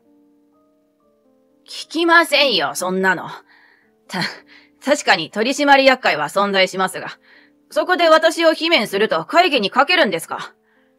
4人のうち、俺を除いても3人の同意がいりますね。それが取れるとでも取れるわけがない。義兄の声が少し震えていた。しかしそれに反して、取れる。義父は自信満々だった。そして根拠を語り始めた。残り3人の根拠を順番に。1人は、製造部取締役の川島さんだ。現在この会社の製造部パートに娘さんが入っているからだ。その関係は総務の私も知らなかったが、義兄はライフラインにつながる話に白目を向いた。義父が続ける。別に言うことでもないので隠してたわけでもなかったが、話してもなかったようだがな。マサトが今回の話を俺にしに来たとき、まず川島さんに電話をした。パートの寸志のカットの話は本当だった。盛大に嫁さんに泣きつかれたと言っていたよ。俺の時代は子供がいての時短や早退も応対していたので、随分過ごしやすかったと言っていたがな。義父はため息をついた。あと2人は。いきなり告げられた縁戚関係に明らかに義兄がたじろいでいる。義父は言葉を続けた。2人目は技術部取締役の坂枝さん。坂枝さんは、先日マサトが契約を新規で獲得した城南電機の社長さんの親族だ。まあこちらもたまたま親族ということが発覚したが、随分社長さんがマサトの丁寧なケアに感激していたよ。それで今回電話をしたら、マサトのピンチに声を上げてくれた。ちなみに、マサトは会社のパンフレットを置いていったそうだが、そのパンフレットを社長は見ていないらしいぞ。だからお前の実績なんてかすほどもない。純粋にマサトの実績だ。義兄は、と呆然とし、そんなことって、と椅子からふらふらと立ち上がった。義父はそんな自失している義兄を見つめながら、最後の一人の話を始めた。そして最後は、総務部、営業部取締役の萩原さんだ。萩原さん。私が思わず声を上げた。よく知っている人の名前だったからだ。宮子さんがパートさんに寄り添う姿をよく見ていたよ。それが給料カットなんて、暴君ここに極まれりと言っておった。義父はにっこりと私に笑った。宮子さん、いい仕事を今までしてきてくれたね。会社の宝だ。誰かさんと違ってな。誰かさんとは義兄のことだろう。当然の仕事だと思ってきたことを見てきてもらえたのは、そこまで望んでいたことではなかったけれど、やっぱりとっても嬉しかった。義父は総括する。人はピンチの時に人脈が発揮される。そういうことだ。お前は、縁を粗末にした。その人間の縁に今回人生を奪われるんだ。もちろん、後継の座を渡した俺にも責任があるので、早々にこれを刈り取り、元の人の縁、基盤たる従業員を大事にする会社の体制へと速やかに戻すこととする。義兄は膝から崩れ落ちた。声を上げるのは製造部取締役の川島さんになる。パートさんが我慢ならないと辞職願いを全員が出してきた。それでは会社が回らないので、お前の更迭を条件に取り下げてもらったと言っていた。遅かれ早かれ、来月にはお前は心穏やかに会社の外に放り出されるぞ。この断罪宣言に、急に義兄が焦り出した。ずっと家族経営でやってきたのに、いきなり外に放り出されて、仕事に就けるとも思いません。義兄が焦ってへたり込んだ。そのまま四つん這いに近い姿勢でガサガサと動き、義父の足元にすがりついた。私は、パートに給与カットでも残るか、辞めるかの選択肢を与えてきたつもりです。せめて役職を外して残してください。と、のたまう義兄。先ほどの社長の威厳は、ふんぞり返り、私たちを痛めつけていた影は、みじんもない。義父は足を軽く振って、そのすがりつく手を払いのけた。マサトに告げたが、次期社長はマサトだ。それも取締役会で決まるがな。営業部取締役の萩原さんが、マサトが社長になることを自分のように喜んでいた。それを受けてマサトが告げる。会社は人で成り立っている。俺は人を大事にする会社にしたい。従業員を泣かせることで利益を得ようとする人間は切る。その模範になるべく、縁を軽んじる人間は身内であろうとも切る。兄さんが俺と宮子の給与カットをして、身内からと言ったんだろう。自分がしたことを、いざされる側になったからって、それは嫌だはなしだよ。義兄は突っ伏して、おんおんと泣き出した。私と義父、正人は、それをひとしきり眺めた後、社長室を後にした。部屋の外まで泣き声は聞こえたが、私たちの知ったことではなかった。結局、次の週の取締役会で、更迭決定。代わりに正人が社長に就任した。私は総務部長に昇格。パートさんの寸志も例年通りに出たし、私が総務部長になって最初にやったことは、パートさんの賃金を毎年時給10円アップすることだった。それによって離職率は格段に下がったし、製造効率が上がったので、人はやっぱりモチベーションが大事なのだなぁと思った。業績も上がり、正人が社長になってから会社は大きくなった。一方、義兄は仕事をなくし、家でも俺は社長だと威張り散らしていたのが地位を失ったことで、奥さんにも愛想をつかされて離婚。今まで自分の会社でしか働いてこなかったため、次の仕事も見つからず、というありさまで、もうこの辺りに住める金もなく、行方知れずとなってしまった。次の年、新しい社員の子が経理に入ってきた。実は、私の子供なんですよ。製造部のパートさんが笑いながら言った。いい社長さんで、従業員のことを親身になって考えてくれるし、総務部長さんもいい人だからって。ありがとう。私は涙が出そうになった。縁が縁を呼ぶ。人に勧められる会社になったことに、私は幸福を感じていた。これからもいろんな人に寄り添っていこう。縁を大事に。私は今日もすがすがしい気持ちで始業のチャイムを聞いた。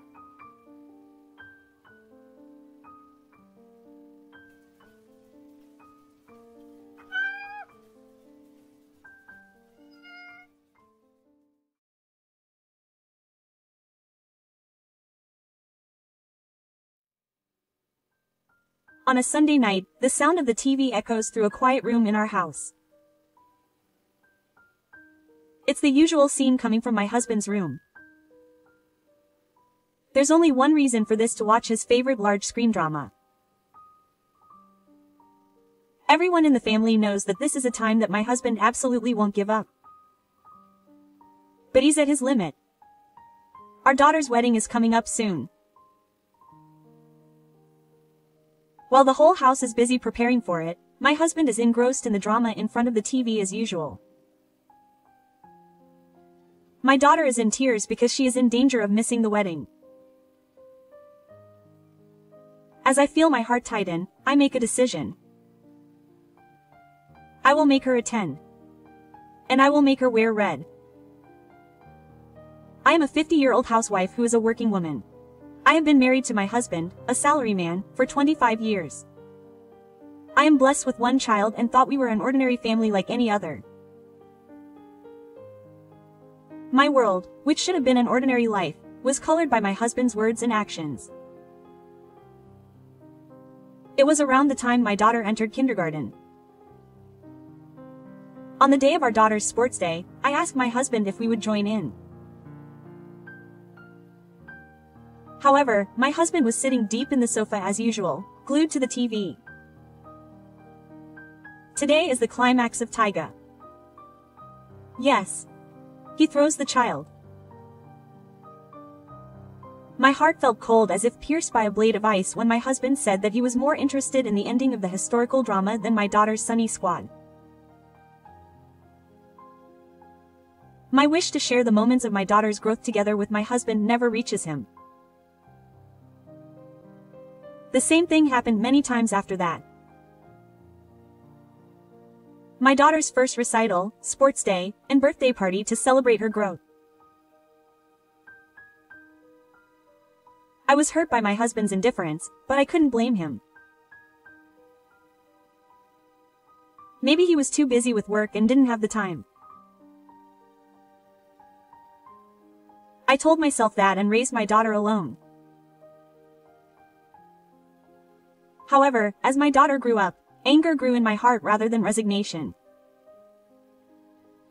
My husband only lives for his own enjoyment. Does he really love his family? Such questions always plague my heart. One day, my daughter asked me, "Mom, why is Dad always watching TV?" I was at a loss for words at that innocent question. And I realized once again that my husband's indifference had left deep scars not only on me but also on my daughter. My husband became obsessed with Taiga because of an incident that occurred in Kyoto on our honeymoon. While my husband and I were wandering around the beautiful cityscape, we happened to come across a period drama location. I was impressed by the actors in gorgeous costumes and the set that recreated the old-fashioned cityscape. But my husband was even more captivated by the passion of the location. The staff's serious training, the actors' honest acting, and the passion of the people trying to recreate the worldview of history. All of these things seemed to deeply resonate with my husband. So many people create one work. History is so interesting. His experience at the prison awakened his interest in history that had been dormant in my husband.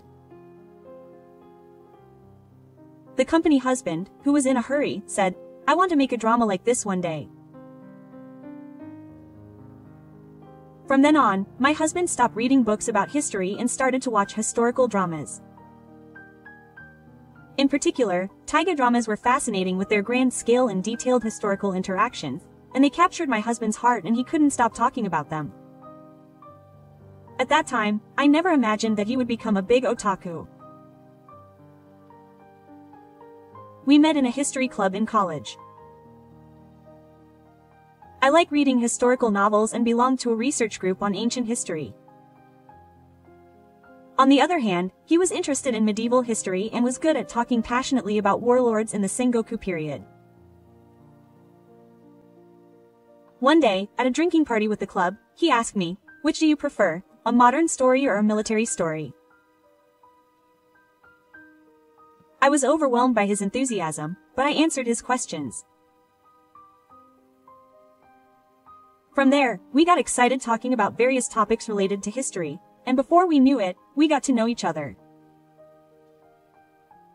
He had a wealth of knowledge about history and taught me a lot. For example, I learned a lot of things I had never known before, such as the love affairs of aristocrats in the Heian period and the strategies of active battles in the Sengoku period. Listening to him talk, I felt like I was being drawn into the world of history. And studying history with him became my joy. We kept in touch after graduation, and sometimes read books about history together and visited history museums. Even after getting married, his passion for history deepened steadily, and he eventually became absorbed in taiga. Taiga occupies a special place in the Japanese TV drama world. Taikouki, which depicts Toyotomi Hideyoshi's great battle in 1965, was praised for its innovative methods, such as introducing history in the play and showing the current state of the drama's setting in live action. As Japan entered a period of high economic growth, taiga became established as a form of entertainment for the people. Many well-known themes, such as Yasu Nobunaga's current affairs story, were featured, and it became a national topic of conversation. Her husband, Taiga, also developed into a club activity for fans. In the club, they could share their thoughts about taiga dramas, watch them, and even borrow recorded videos. My husband spent his time at home doing little things except for work, so I thought it was okay for him to live in the world of his hobbies. However, he went on trips every week on his days off, and I began to feel uneasy about the fact that we were spending less and less time together as a family. He became indifferent to his daughter's events, and when he prioritized going to the club over school events on the weekends, I thought that was just too much. My daughter's Sunny Squad can't be seen forever, so can't the club take a break? When I pressed him, he said that we needed a certain number of participants to rent out the venue for the taiga screening. I was chosen as the team leader this time, so I have a responsibility, I say. But our events were already scheduled, so can't you do something about that? It can't be helped. Thanks to this club, I was introduced to a client for the company. My last bonus was good. It's thanks to that, so don't complain about that. When he said that in relation to work, I couldn't say anything back. We were both working, even though there were only a few events for our children in our lives. At first, we shared the housework, and I was in charge during the week, and my husband was in charge on weekends, but he started going out on weekends, so he started to slack off. Next week is the arts and crafts event. I'm practicing hard every day. I hope you come and see it. My daughter is asking her husband hard. Yes. But the club is important too. If it's the arts and crafts world, your mother will be watching over you, so she'll take pictures and videos, and you can watch them later. Won't you give me one? Hey, a father who knows history well and can do his job is something to be proud of. I'm aiming to be a cool father. If you're a cool dad, I want you to prioritize your family first when making plans. I was dissatisfied with my husband's attitude of not wanting to participate in the school play. That night after our daughter went to bed, I vented my anger at my husband. Stop it. I'm not telling you not to go to the club, but there's a limit to how much you can devote to your hobbies. Don't you understand that your daughter is lonely? This is the only time you can see your child grow up. What's wrong with enjoying my life? Do I have to put up with everything if I have a family? I'm stressed out every day too. What about my stress from doing things for you and raising children? Isn't it the wife's role to protect the family? What are you talking about?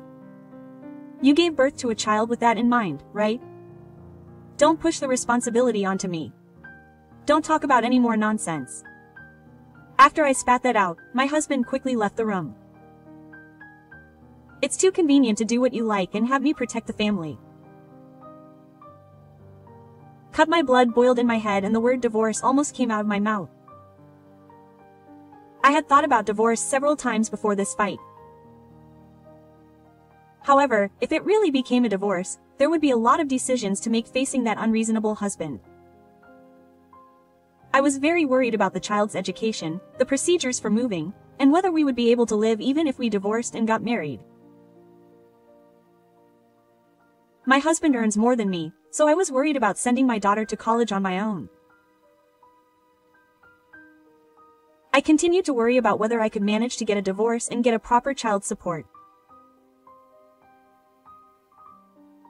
Meanwhile, my husband's big picture was getting worse and worse, and he started going on club trips every week. It's easier without me,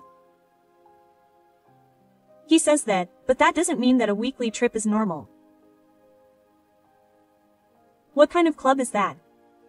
It's annoying. Don't ask me about my hobbies every single time. He would say that and leave us behind every time he went out. Then our daughter grew up and we decided to get married.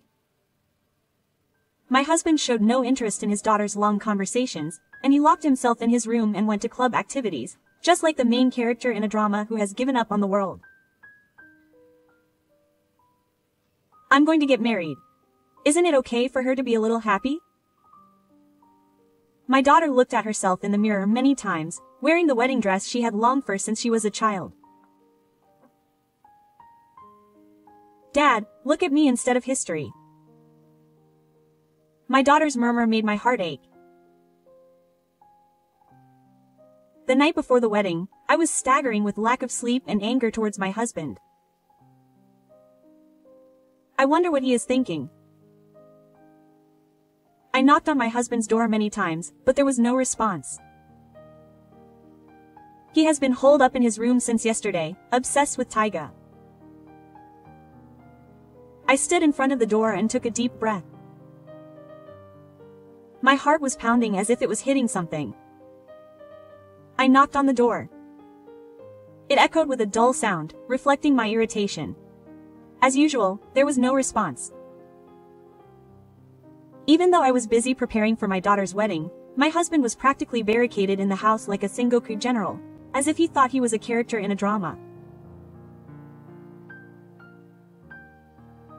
What kind of nerve is he having to be immersed in the feelings of a character in a drama with his daughter's wedding right before his eyes? I almost kicked the door as I screamed. But I quickly suppressed the urge. I took a deep breath and listened to the door again. All I could hear was the sound of the TV and my husband's low voice. It sounded like he was talking to a character in a drama. I hate my wife, my daughter, and my relatives in the countryside. Let's go to the other world with you, my love.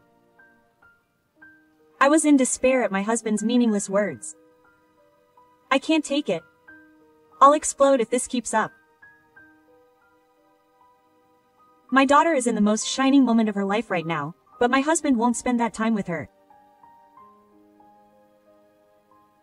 My heart felt like it was going to shatter into pieces. Why are you making my family so anxious? I asked loudly. But there was no reply. Only the quiet flow of time continued to tear at my heart. The hands of the clock continued mercilessly and dawn was approaching. I lay in bed but couldn't sleep. At this rate, he'd surely cancel his wedding. I couldn't take it. I'd talk to that person about it. The next day, I called her. It was my husband's grandmother, who had raised him. My husband lost both parents in a traffic accident when he was in elementary school, and was raised by his maternal grandmother. His grandmother's orders were absolute for him. My grandmother called him and said, "What kind of nerve is he having to be immersed in a historical drama right before his daughter's wedding? I'll punish him." Quote. I found a ray of hope in her angry attitude. I thought that my grandmother, who had taken care of my husband, would surely be able to move his heart. My grandmother came to our house immediately.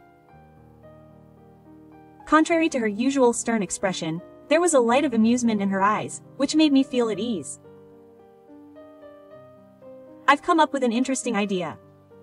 I'm going to drag him into history. I listened carefully. What do you mean? My grandmother grinned. She suggested that we expose my husband's twisted personality to the guests at the wedding fatigue garden. I've always known that my husband is dying to show off his extensive knowledge of history in public. If we give him a place to do so at the fatigue garden, he will definitely attend. If I let my husband talk freely about Taiga, it would easily exceed 3 hours. He would talk about the greatness of the drama as if the protagonist were to unite the world in the final episode of the drama, and at the end, he would become the protagonist of the drama and perform a big fight. All the first-time guests would be shocked by my husband's endless and sloppy behavior, and one by one they would leave the venue. If that happens, the world will point fingers at him and he will realize the stupidity of his actions.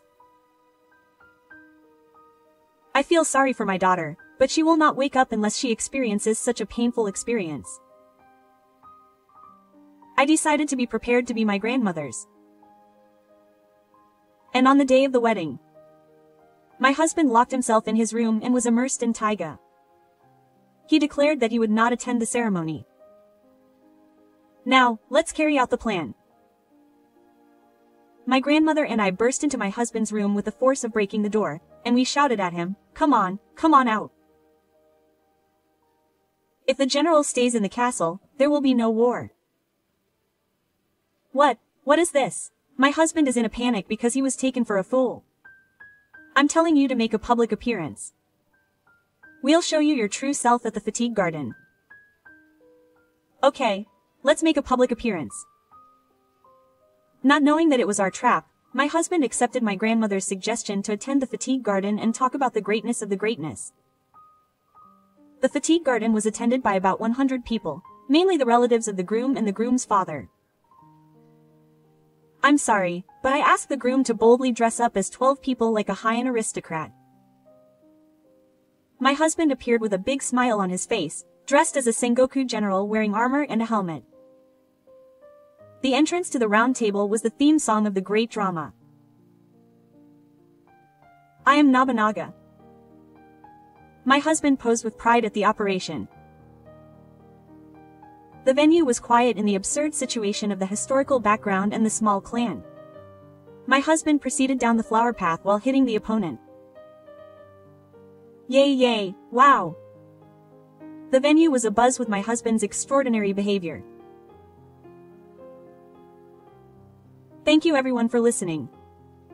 I am the father of the groom. I am very honored to be able to hold such a grand ceremony today. Now, I will explain the interestingness of history in Taiga dramas, which is my hobby. The story I will tell you now is the story of a young man. My husband began his wedding speech as if he were a narrator in a historical drama. And the story went on forever. After about 2 hours of a completely uninteresting story, the guests all turned their heads and started to talk as if their teeth were falling out.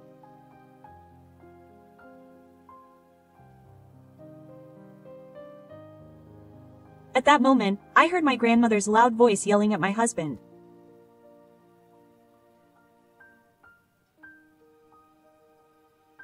My grandmother was wearing a woven tomb and a yamaki robe and holding a nama-na. It was a brilliant performance by my grandmother to entertain the guests who had been touched by my husband's silly story. Her behavior is that of a woman. Is it Nijima, the reluctant cherry blossom? My husband was getting carried away, but he was pushed by my grandmother's momentum and couldn't continue his lines. This is a punishment, my grandmother said, and took the drum and drumsticks from my husband. What, drums? My husband didn't know what was going to happen. Then my grandmother started to beat as hard as she could in my husband's ear. Bang, bang, bang. The sound of the drums echoed throughout the venue. I'll let you hear the real battlefield. My grandmother continued to beat with her amazing drumsticks. My husband seemed to be dizzy from the sound of the impact. Please stop. I'm sorry. My husband finally gave up.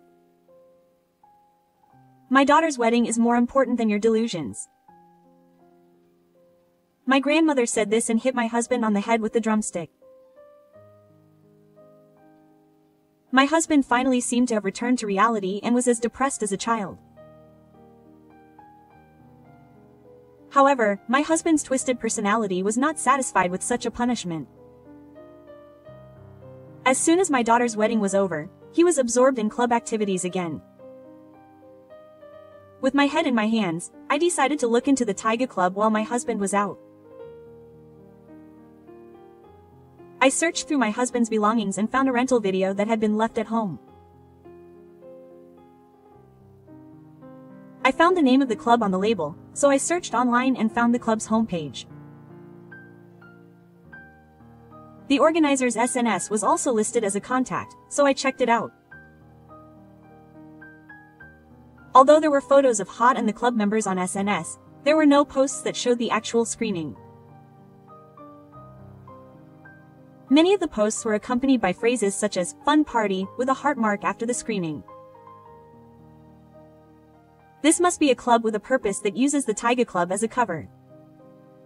I was shocked and speechless. I was angry at my husband's selfish behavior, who was ignoring his family and seeking to meet young women. What particularly bothered me was a photo I found on SNS from a few days ago. The same woman was always in the picture, close to my husband. I traced through some of the accounts and found my husband in the woman's account. My husband's account was not his real name, but the image of his back in armor that he used as an icon was clearly my husband's.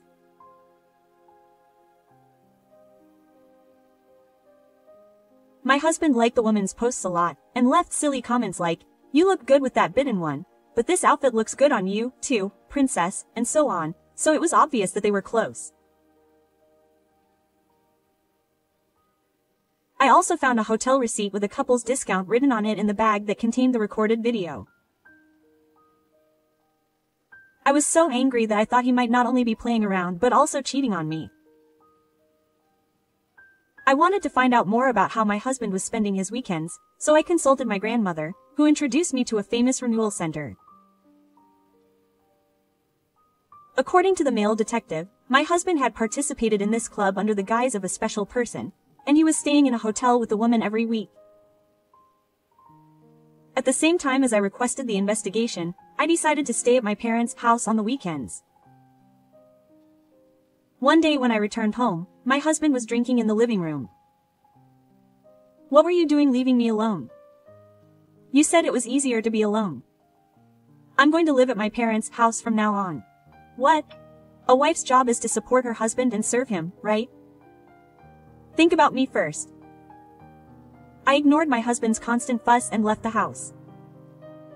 My husband doesn't like my hallucinatory father, so I was sure he would never come near my parents' house. I was determined to overcome any difficulties that awaited me from now on and to definitely divorce this stupid husband. A week after I left home, my husband called me every day, so I finally got tired of it and answered the phone. He finally answered. "It seems like he's regretted it. Why don't you come back soon? I'll forgive you now. It's a samurai's mercy." "What are you talking nonsense about?" I was annoyed by his usual condescending way of speaking. "There's no reason for you to come back.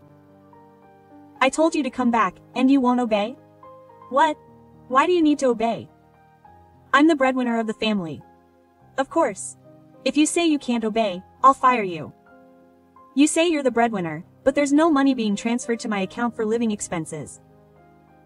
Shall I take a picture of your bank book and send it to you?" "No, I transferred the money properly. Stop with the false accusations." "Well, then we'll have to strictly pursue the bank's omissions." "Huh? No, my husband didn't think he would find out that he hadn't paid the money even if he hadn't gone that far, so he started to panic. Actually, I've been missing a lot, so that's why I'm telling you, so please come back anytime. After saying that quickly, the phone was hung up. I laughed at my husband's panic when he couldn't find a good answer. According to the investigation, the woman he was cheating with was single and didn't live with her parents. If she wanted to enjoy the king of cheating with her husband, she would need a suitable place, and if she used a hotel, it would be natural that she would become close to him. A week later, my husband called me again like crazy. Hey, you're causing me to misunderstand and I'm in trouble. Do something about it. Huh? What are you talking about? The neighbors are spreading strange rumors that I might have gotten divorced. According to my husband, the neighbors were suspicious when they saw me out and asked him about the situation. No, my wife has gone back to her parents' house for a while, so there's no problem. It seems like he tried to cover it up like that, but since his house is a company apartment, rumors spread quickly, and it seems that rumors are spreading about how the divorce is imminent or that it has already happened, and various rumors are spreading.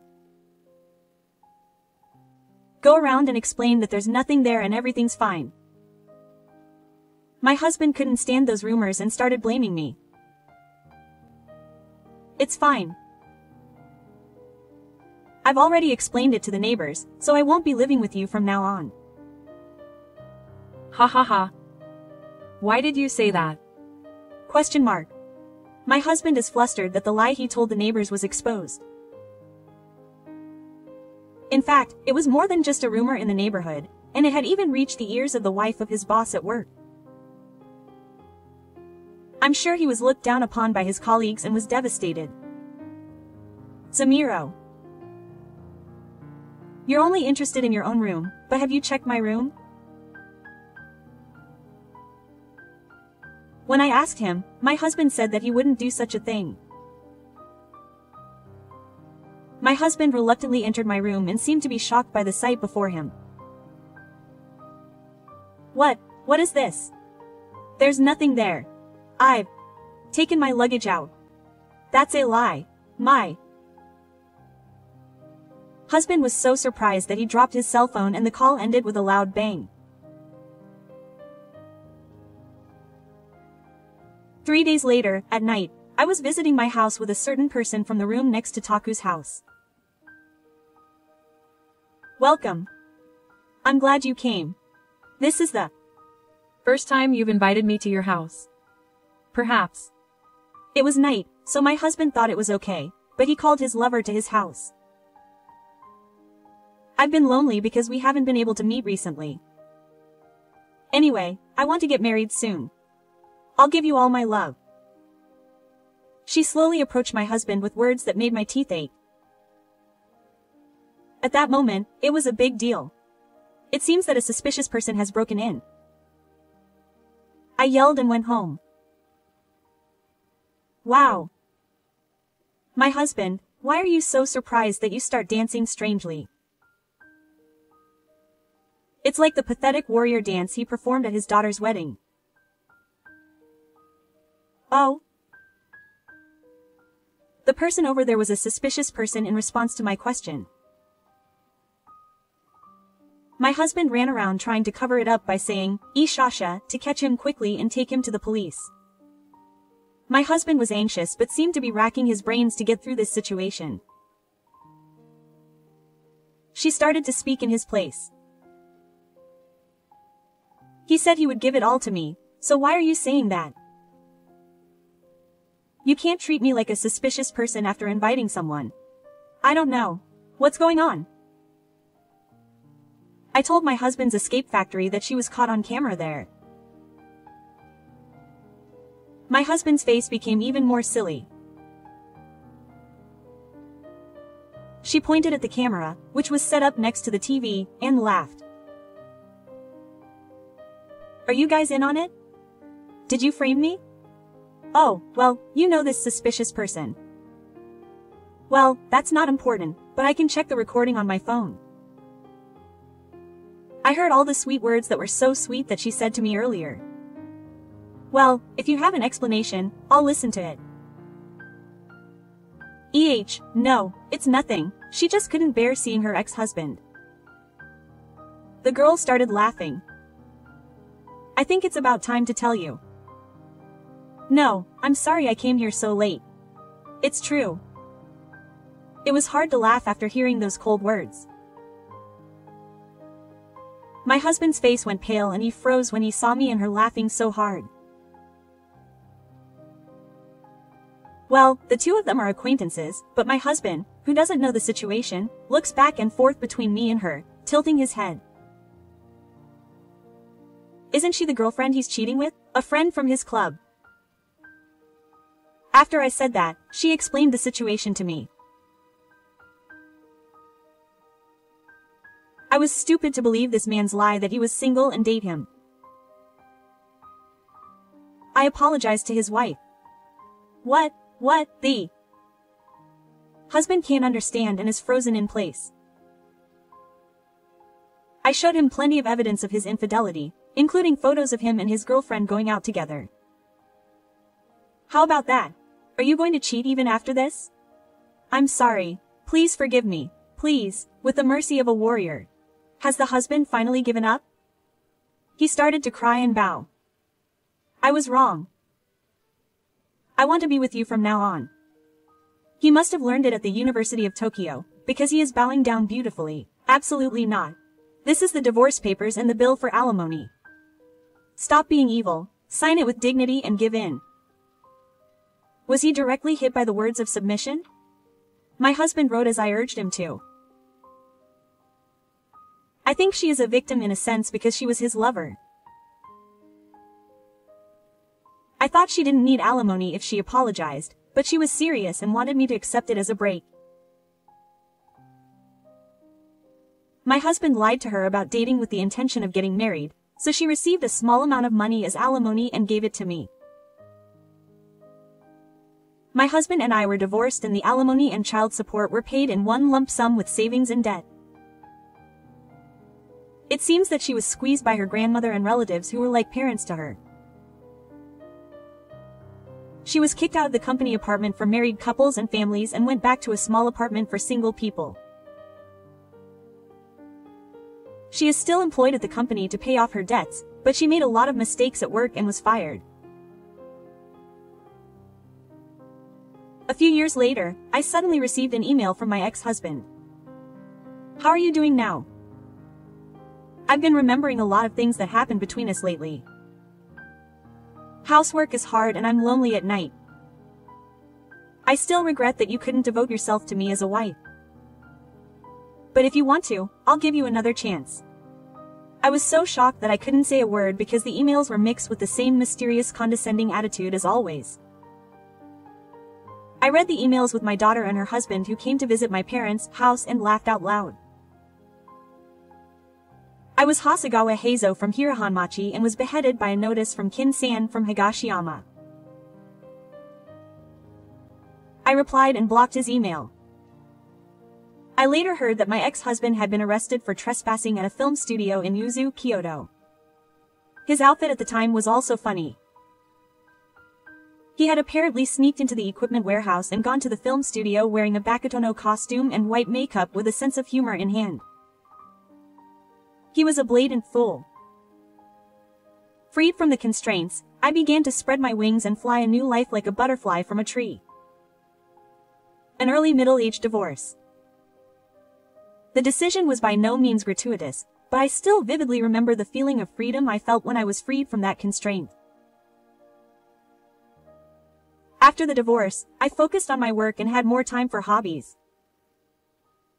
And what made me happiest was that I was able to spend plenty of time with my daughter. It became a regular thing for us to take my parents on weekends to hot spring trips.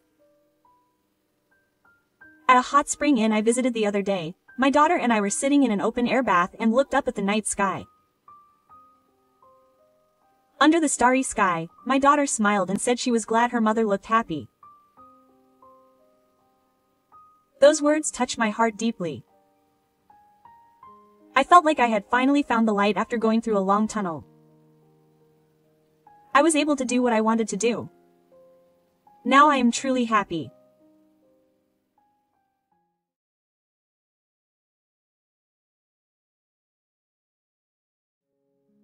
2時間近くかけて、子連れで帰省したら、姑の一言でまさかの義実家立ち入り禁止？夫もさらっと車で去っていき、私と娘は新年早々、駅で呆然。3年後、また来ていいわよってどの口で？もう我慢の限界。家族再構築のために反撃開始だ。私はマリコ、35歳。夫の浩二と小学3年生になる娘、ひなとの3人暮らし。東京23区内の端っこの方にある分譲マンションは、ほどほどに便利で、ほどほどに静か。近くのスーパーで週に5日パートで働いている。家事と育児にバタバタしつつも、まあまあ平和な毎日だ。夫の浩二は37歳。仕事は営業職で、普段はとても温厚。娘にも優しいし、いわゆる普通の夫なのだけど、義実家が絡むと急に様子が変わる。お母さんを大切にするのはいいけど、ちょっとなぁ、と思うこともしばしばだ。娘のひなは8歳。小学校3年生。元気で、ちょっと口が達者なところもあるけど、素直で明るい子。家ではお手伝いもするし、学校でもお友達が多くて私の自慢の娘だ。私の趣味は配信サービスで海外ドラマを見ることと、あまり大きな声では言えないけど、某男性アイドルグループの推し活。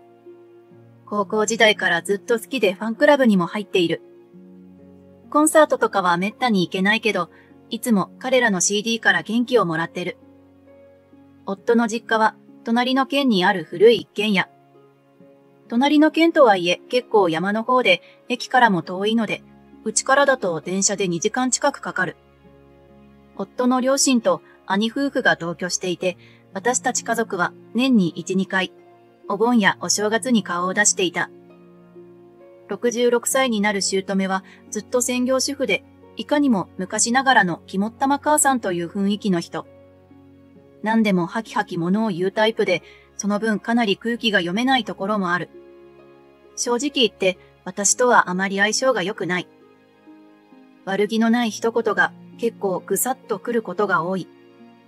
いわゆる悪気ゼロで地雷を踏んでくるタイプというやつだ。太った？その服ちょっと若作りじゃない？その髪型似合ってないわね。そんな本人的には悪意なしの言葉でこちらの精神をガリガリ削ってくる。私はパッとその場で言い返せないタイプで、後からこう言い返せばよかった。ちゃんと説明すればよかった。とぐるぐるしてしまう。義父は穏やかで物静かな人で、結婚以来大声を出しているところを見たことがない。義兄の直樹さんは明るいスポーツマンといった雰囲気で、私たち家族が帰省すると率先してバーベキューなど催してくれる陽気な人だ。そして義兄のお嫁さん。きみこさんと私は同い年ということもあってとても仲がいい。義兄夫婦は子供はいないけれど感覚が近いというか、同じアイドルグループのファンと知って急速に仲良くなった。よく LINE でやりとりして盛り上がっている。明るくて思いやりのある人で義実家に集まるときも、きみこさんがいるから頑張ろうと思えるくらい私的には心の支えになっていた。そして今年のお正月も夫の実家に帰省予定で、まあ気持ち的には毎回あんまり気が進まないんだけど、久しぶりにきみこさんに会えるし、楽しみにしている部分もあった。夫の実家は最寄り駅から車で15分というちょっと不便なところ。姑がいつも通り電話で、駅まで迎えに行くから10時の電車で来なさいよ。と言っていたのだけど、姑は私とひなを見た瞬間、信じられないことを言い放ったのだ。改札を出ると姑が立っていた。こんにちは。と、ひなと一緒に頭を下げると、姑は開口一番こう言った。ちょっと、マリコさん、悪いんだけど、帰ってくれない？え？私が固まっている間に姑はこう続けた。うちのきみこさん、まだ子供ができなくて落ち込んでるのよ。そこに新年早々あんたとひなちゃんがいたらかわいそうじゃない。ね、そう思わない？なぜ今年に限ってそんなことを？と思った。いえ、でも、今日来いって言ったのはお母さんじゃ。あの時はいいかなと思ったのよ。でも考えてみたら、やっぱりね。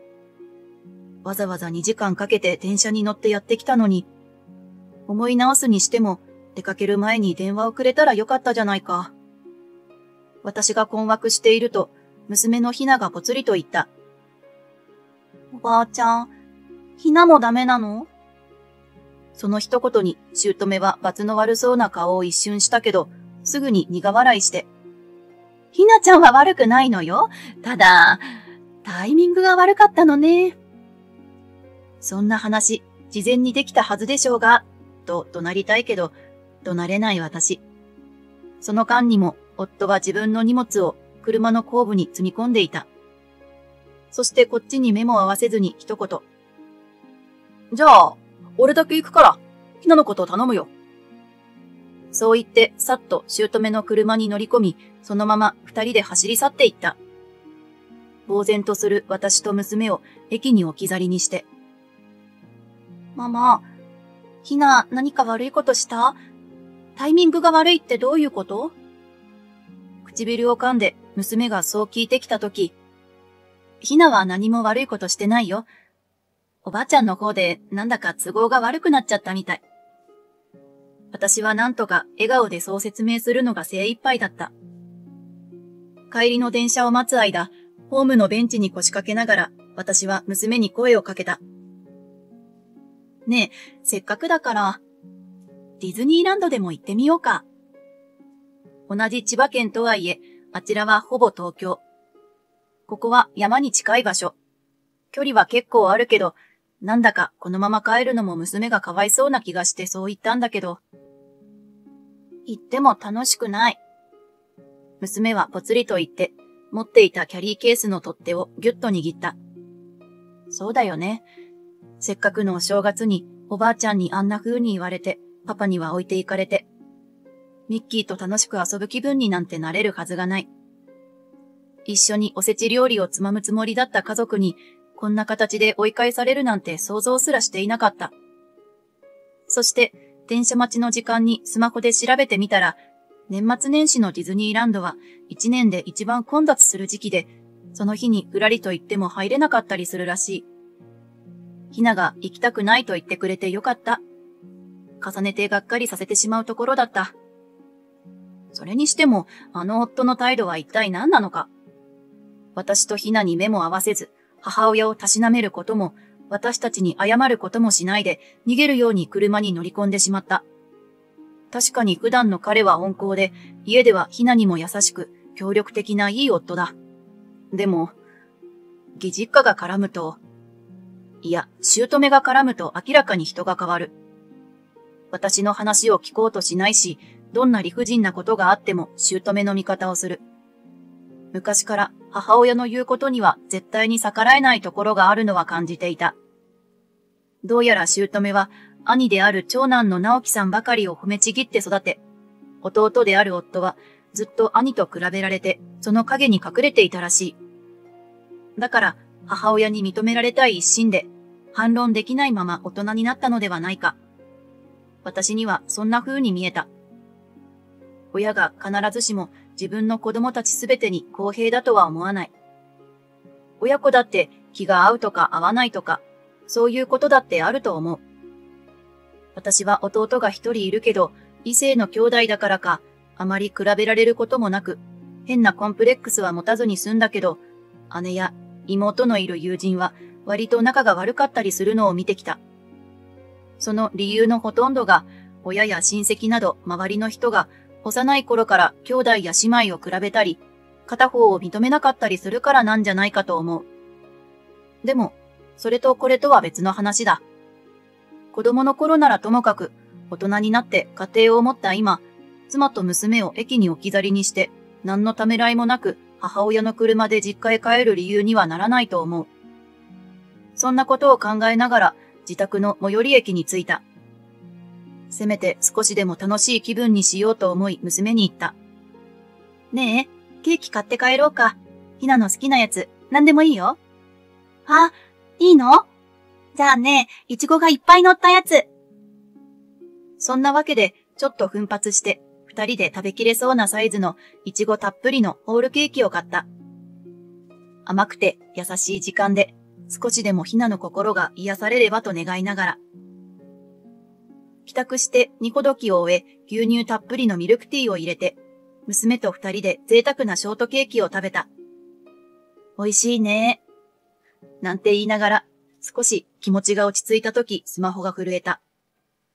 きみこさんからの LINE だった。まりちゃんどうしたの？まりちゃんとひなちゃんに会えるの楽しみにしてたのに。正直、なんて返していいかわからなかった。でも嘘をつくのも嫌で少しだけ正直に打ち明けた。ごめんね。駅で迎えに来たお母さんに帰ってって言われちゃって。しばらく既読のまま返信がなかったけど10分後。まりちゃん、だいたいわかったよ。子供ができないきみこさんの前で、子連れのまりこさんなんて無神経でしょ？だから帰ってもらったのよってお母さんが言ってた。え？無神経なのはどっちよ？と心の中で突っ込んだ。確かに私たち最近夫婦で不妊治療に通い始めたの。でもだからってまりちゃんやひなちゃんに会いたくないなんて思ったこと一度もないよ。お母さん、気の使い方は完全に間違ってるわ。きみこさんの言葉に少し心が軽くなった。それと同時に、姑と夫に対する怒りが心の奥底に静かに広がるのを感じていた。夫は実家から帰ってきてすぐに私とひなに謝った。ご機嫌取りのためか、よりにもよってあの日と同じショートケーキを買ってきた。本当にごめん。あの時母さんに何も言えなくて、情けないよな。夫はそう謝ってきたけど、私は何も言わなかった。あの日の置き去りがどれだけ私と娘を傷つけたか、彼が本当に理解しているかわからなかったし、夫と姑の関係が変わらない限り、同じようなことを繰り返すと思ったからだ。あのお正月以来、私と娘は一度も義実家に顔を出していない。ひなはお正月や夏休みのたびに、パパのおばあちゃんのとこには行かないの？と聞いたけど、行きたい？と私が聞き返すと、行かない。と小さく首を振った。姑からも顔を見たいと言ってくることは一度もなかった。夫は複雑そうな顔をしながら一人で帰省していた。姑と私や娘の仲を取り持つこともなく、自分の母親に意見をすることもなく、夫婦の間にはぎこちない空気が流れていた。そしてそれが3年続いた。その間に、きみこさんとは何度も LINE でやり取りをしていたし、実際に顔を合わせることもあった。推しのコンサートに一緒に行ったり、義兄と2人でスカイツリーや上野動物園に遊びに来た時にうちに寄ってくれたり。お兄さん夫婦は私から見てもとても仲良しで落ち着いた大人の夫婦という感じだった。きみこさんと姑は表面上うまくやっているように見えたけど、長いこときみこさんは姑から子供はまだなのとせっつかれていたらしい。それはしんどいなぁと思った。自分だったら耐えられないかもしれないと。ある日、推し活の後のカフェできみこさんがぽつりと言った。実はね、不妊の原因、うちの旦那の方だったの。お母さんにしつこく言われて不妊治療を始めたんだけど。検査で原因が旦那の方だって分かってね。それを知ってお母さんおとなしくなっちゃったのよ。そっか。私は何と返していいか分からなかった。でもきみこさんは全然深刻な感じではなくて。不妊ってどっちが原因でも責めちゃいけないって思ってるの。私は旦那のことを愛してるし、これまで通り一緒に生きていきたいと思ってるんだ。そう言って穏やかに微笑んだ。あれ以来少しギスギスしたままの私たち夫婦よりずっと素敵な夫婦だと思った。そして年末、夫が私と娘に言ってきた。母さんが今年は来ていいって、久しぶりにひなに会いたいってさ。ちょっと待って、今年は来ていいって何？それって長男夫婦に子供ができないことがはっきりしたから次男夫婦にすり寄ってきたってことじゃないの？そんな風に勘ぐってしまう自分が嫌だけど、次の夫の一言で確信した。母さんさ、コウジのとこもう一人子供作る気ないのなんて言うんだよな。マリコ、どう思う？どう思うも、こう思うもない。キミコさんにも私にも失礼極まりない。また、それに全然気がついていない夫にも腹が立った。私、あなたの実家に行くつもりないから。え？ひなは？パパの実家行きたい？嫌だ、行きたくない。え？3年前、お母さんがなんて言って私たちを追い返したか覚えてる？いや、あの時は兄さんたちが不妊治療中で。そうね。だから私とひなが顔を出すのは無神経だってお母さんに追い返された。うん。でも、不妊の原因兄さんだったんだってな。それなのに今度は何？長男夫婦に子供ができないって分かったら、私とひなが顔出してもいいの？それは無神経じゃないの？それは。きみこさん、子供がいなくてもお兄さんのことを愛してるし、これまで通り一緒に生きていきたいって言ってたよ。私たちよりよっぽど素敵な夫婦じゃない。私の言葉に夫はしばらく黙って考え込んでいた。俺、子供の頃からずっと兄さんの方が偉い。頭がいい。頼りになるって母さんに比べられてさ。俺はずっと次男で出来が悪いって扱いだった。夫は目を伏せ、悲しげな表情でそう言った。父さんは気にするな。お前はお前のままでいいって言ってくれてたけど。まあ、あなたの実家、お母さんが仕切ってる感じだもんね。確かに義父の存在感は薄い。いつも穏やかに笑って、何も口出ししない印象しかない。今更ひなの顔が見たいとか、もう一人産んでくれないかとか。今度はあなたの番よ、嬉しいでしょって顔して言ってきたんだよ、母さん。夫が自重気味にそういうのを聞いて、私はさすがに夫が気の毒になった。それってちょっと最低すぎない？兄に対してコンプレックスを持っている弟につけ込んでいるとしか思えない。あなたはそれでいいの？本当に嬉しいの？嬉しくなんかないよ。俺も兄さんも母さんの思い通りになる人形じゃない。いや、そんな中学生みたいなセリフを言われても、とは思ったけど、夫は真剣だった。でも、兄さんに子供ができないって分かって、なんか変な話だけど、初めてちょっと冷静になれたんだ。勝ち負けじゃないってやっと気づいた気がする。夫は、ひなの頭を撫でながら言った。パパはひながいてくれて本当に嬉しいし、ママにも感謝してる。だからあの家に行くかどうかは、ママとひなが決めていい。あなた、お母さんから自立する気ある？あるよ、もちろん。わかった。あなたが私とひなの味方をしてくれるなら、ちゃんとお母さんと話しましょう。私は心を決めた。この先、この家族でやっていくために、ここが正念場だ。そして、年が明けて少し経った頃、私たち家族は、久しぶりに全員揃って義実家を訪れた。夫とも話し合い、事前に、きみこさんにも何日に行くと伝えてあるから、姑が何か言ってきても、今回は私一人で受け止める必要はない。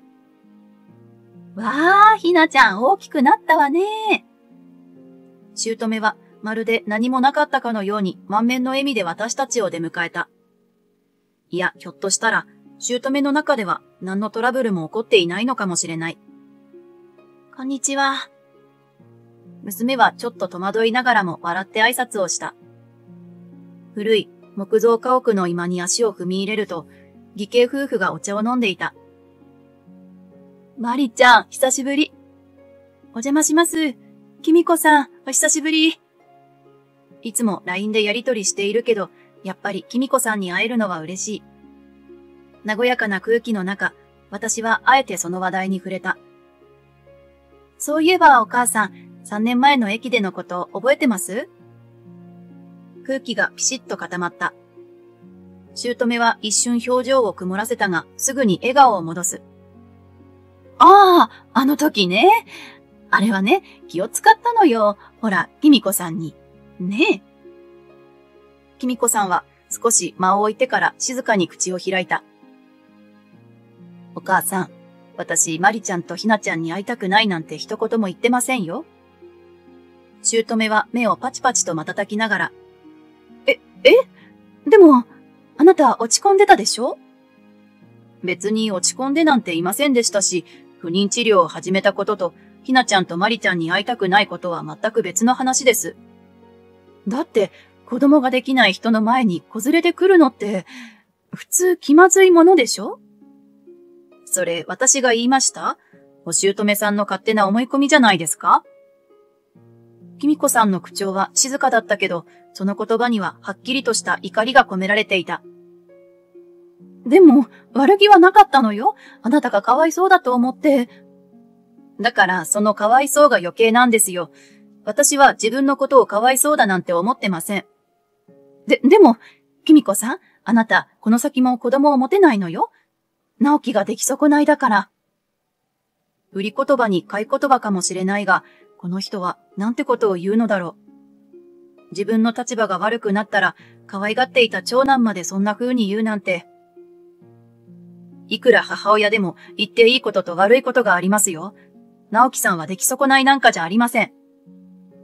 きみこさんがこんなに怒っているのを見るのは初めてだった。姑が小さく悲鳴を上げた。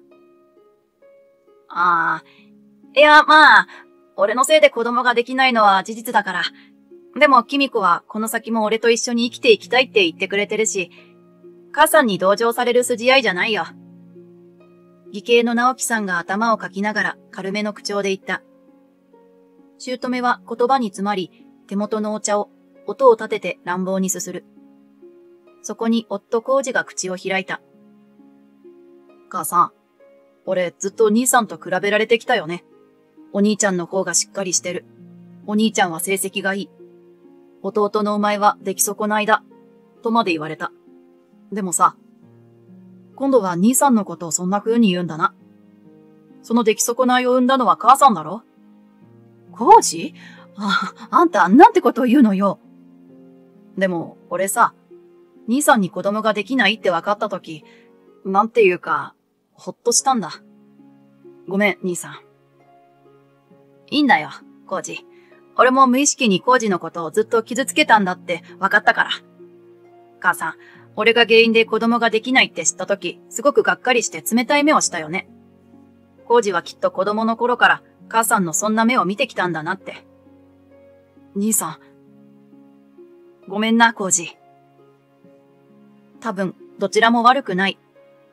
原因は兄と弟を差別して育てた姑にあると思う。でもそれだって悪気があってしたことではないんだろう。その証拠に、姑は未だに自分が何か悪いことをしたとは思っていない。もう、なんなのよあなたたち。と少し膨れっ面で言う程度なのだ。俺たちに子供ができたとき、母さん喜んでくれたよね。でも生まれたのが男の子じゃないってがっかりしてた。それなのに、兄さん夫婦に子供ができないって分かった途端、今度はまた、ひなに弟をとか言い出してすり寄ってきただろ。俺、もううんざりなんだよ。あまり娘に聞かせたい話ではなかったけれど、途中でストップをかけられる雰囲気ではなかった。娘の手を軽く握ると、大丈夫という風に私を見てうなずいてくれた。いつの間にか、親の私が思うより大人になっていたみたい。姑は何か言いたげに口を開きかけたけれど、そのまま何も言えなかった。場の空気が凍ったまま、しばし沈黙が流れた。その時、ずっと黙っていた義父が静かに湯飲みを置いていった。すみえ、ちょっと黙って聞いてなさい。え？あなた？姑が驚いたように義父を見る。俺はね、お前が家庭をしっかり守ってくれたことには感謝してる。けどな、子供たちに自分の理想を押し付けていいってことにはならんよ。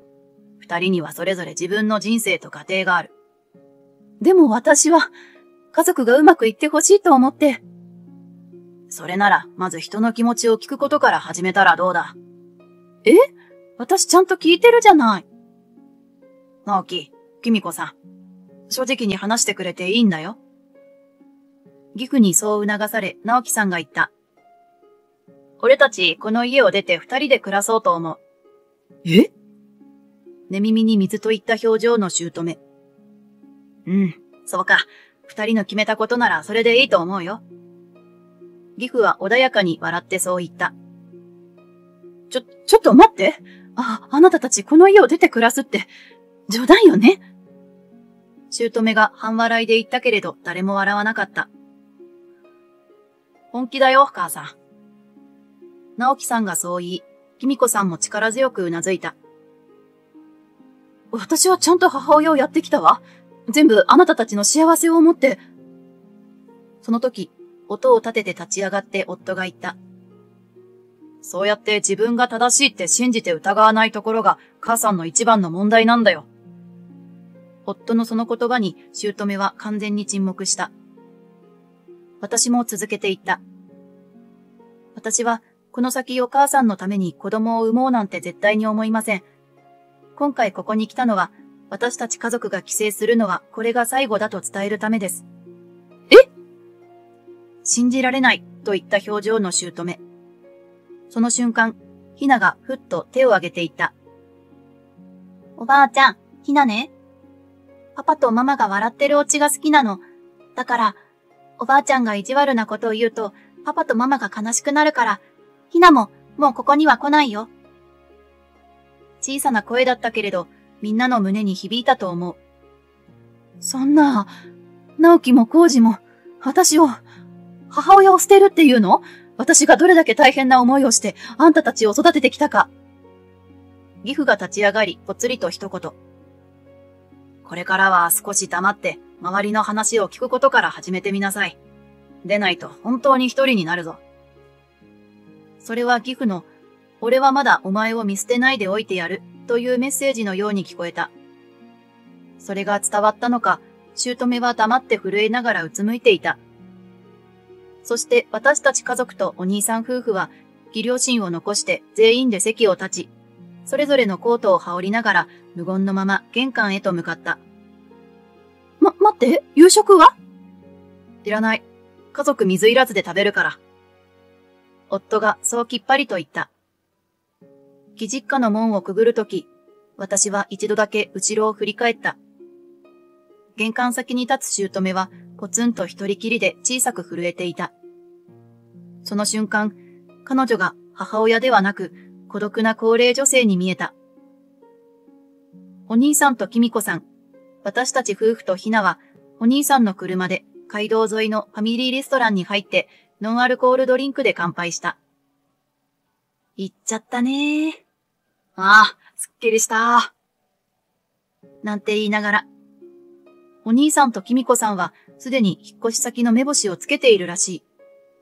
姑は引き止めてくるだろうが、もう決めたからとお兄さんが言って、まりっちゃん、こうじさん、ひなちゃん、今後ともよろしくね。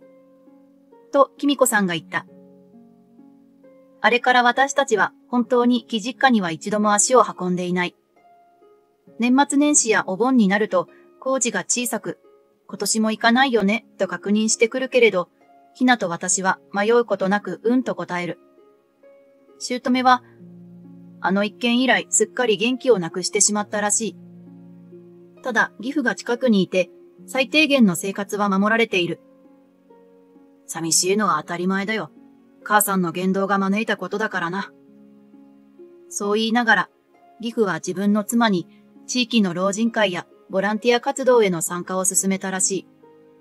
最初は、何よ、なんで私があんな人たちと、と渋っていた姑だったが、今では週に2回、配食ボランティアに通っているそうだ。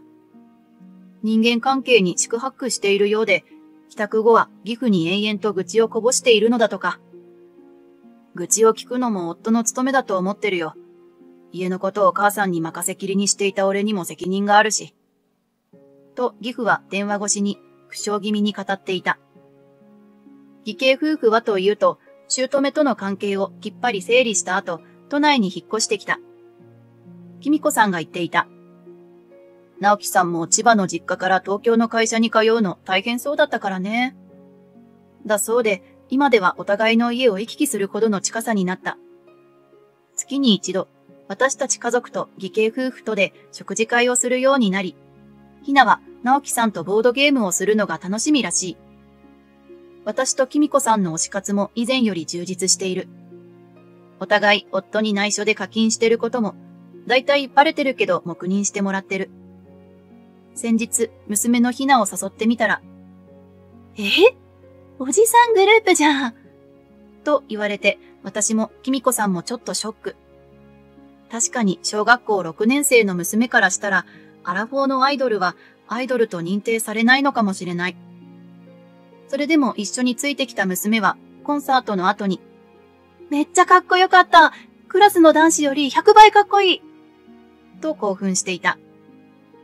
いやーねー、ひなのクラスの男子なんかと比べないでよ。そうよ、ひなちゃん。あなたのパパや私の旦那さんより年上なのに、あんなに素敵なんだから。と、私ときみこさんが、とっても大人げなくひなに抗議すると、ママもおばさんも、なんか女子っぽいね。ひなにそう言われて3人で大笑いした。世代を超えて推し活仲間が増えたかもしれない。姑はいつかまた家族みんなで集まりたいと思っているみたい。けれど今の私たちは、それぞれが自分の人生を大切にしながら、心地よい距離感を保って生きている。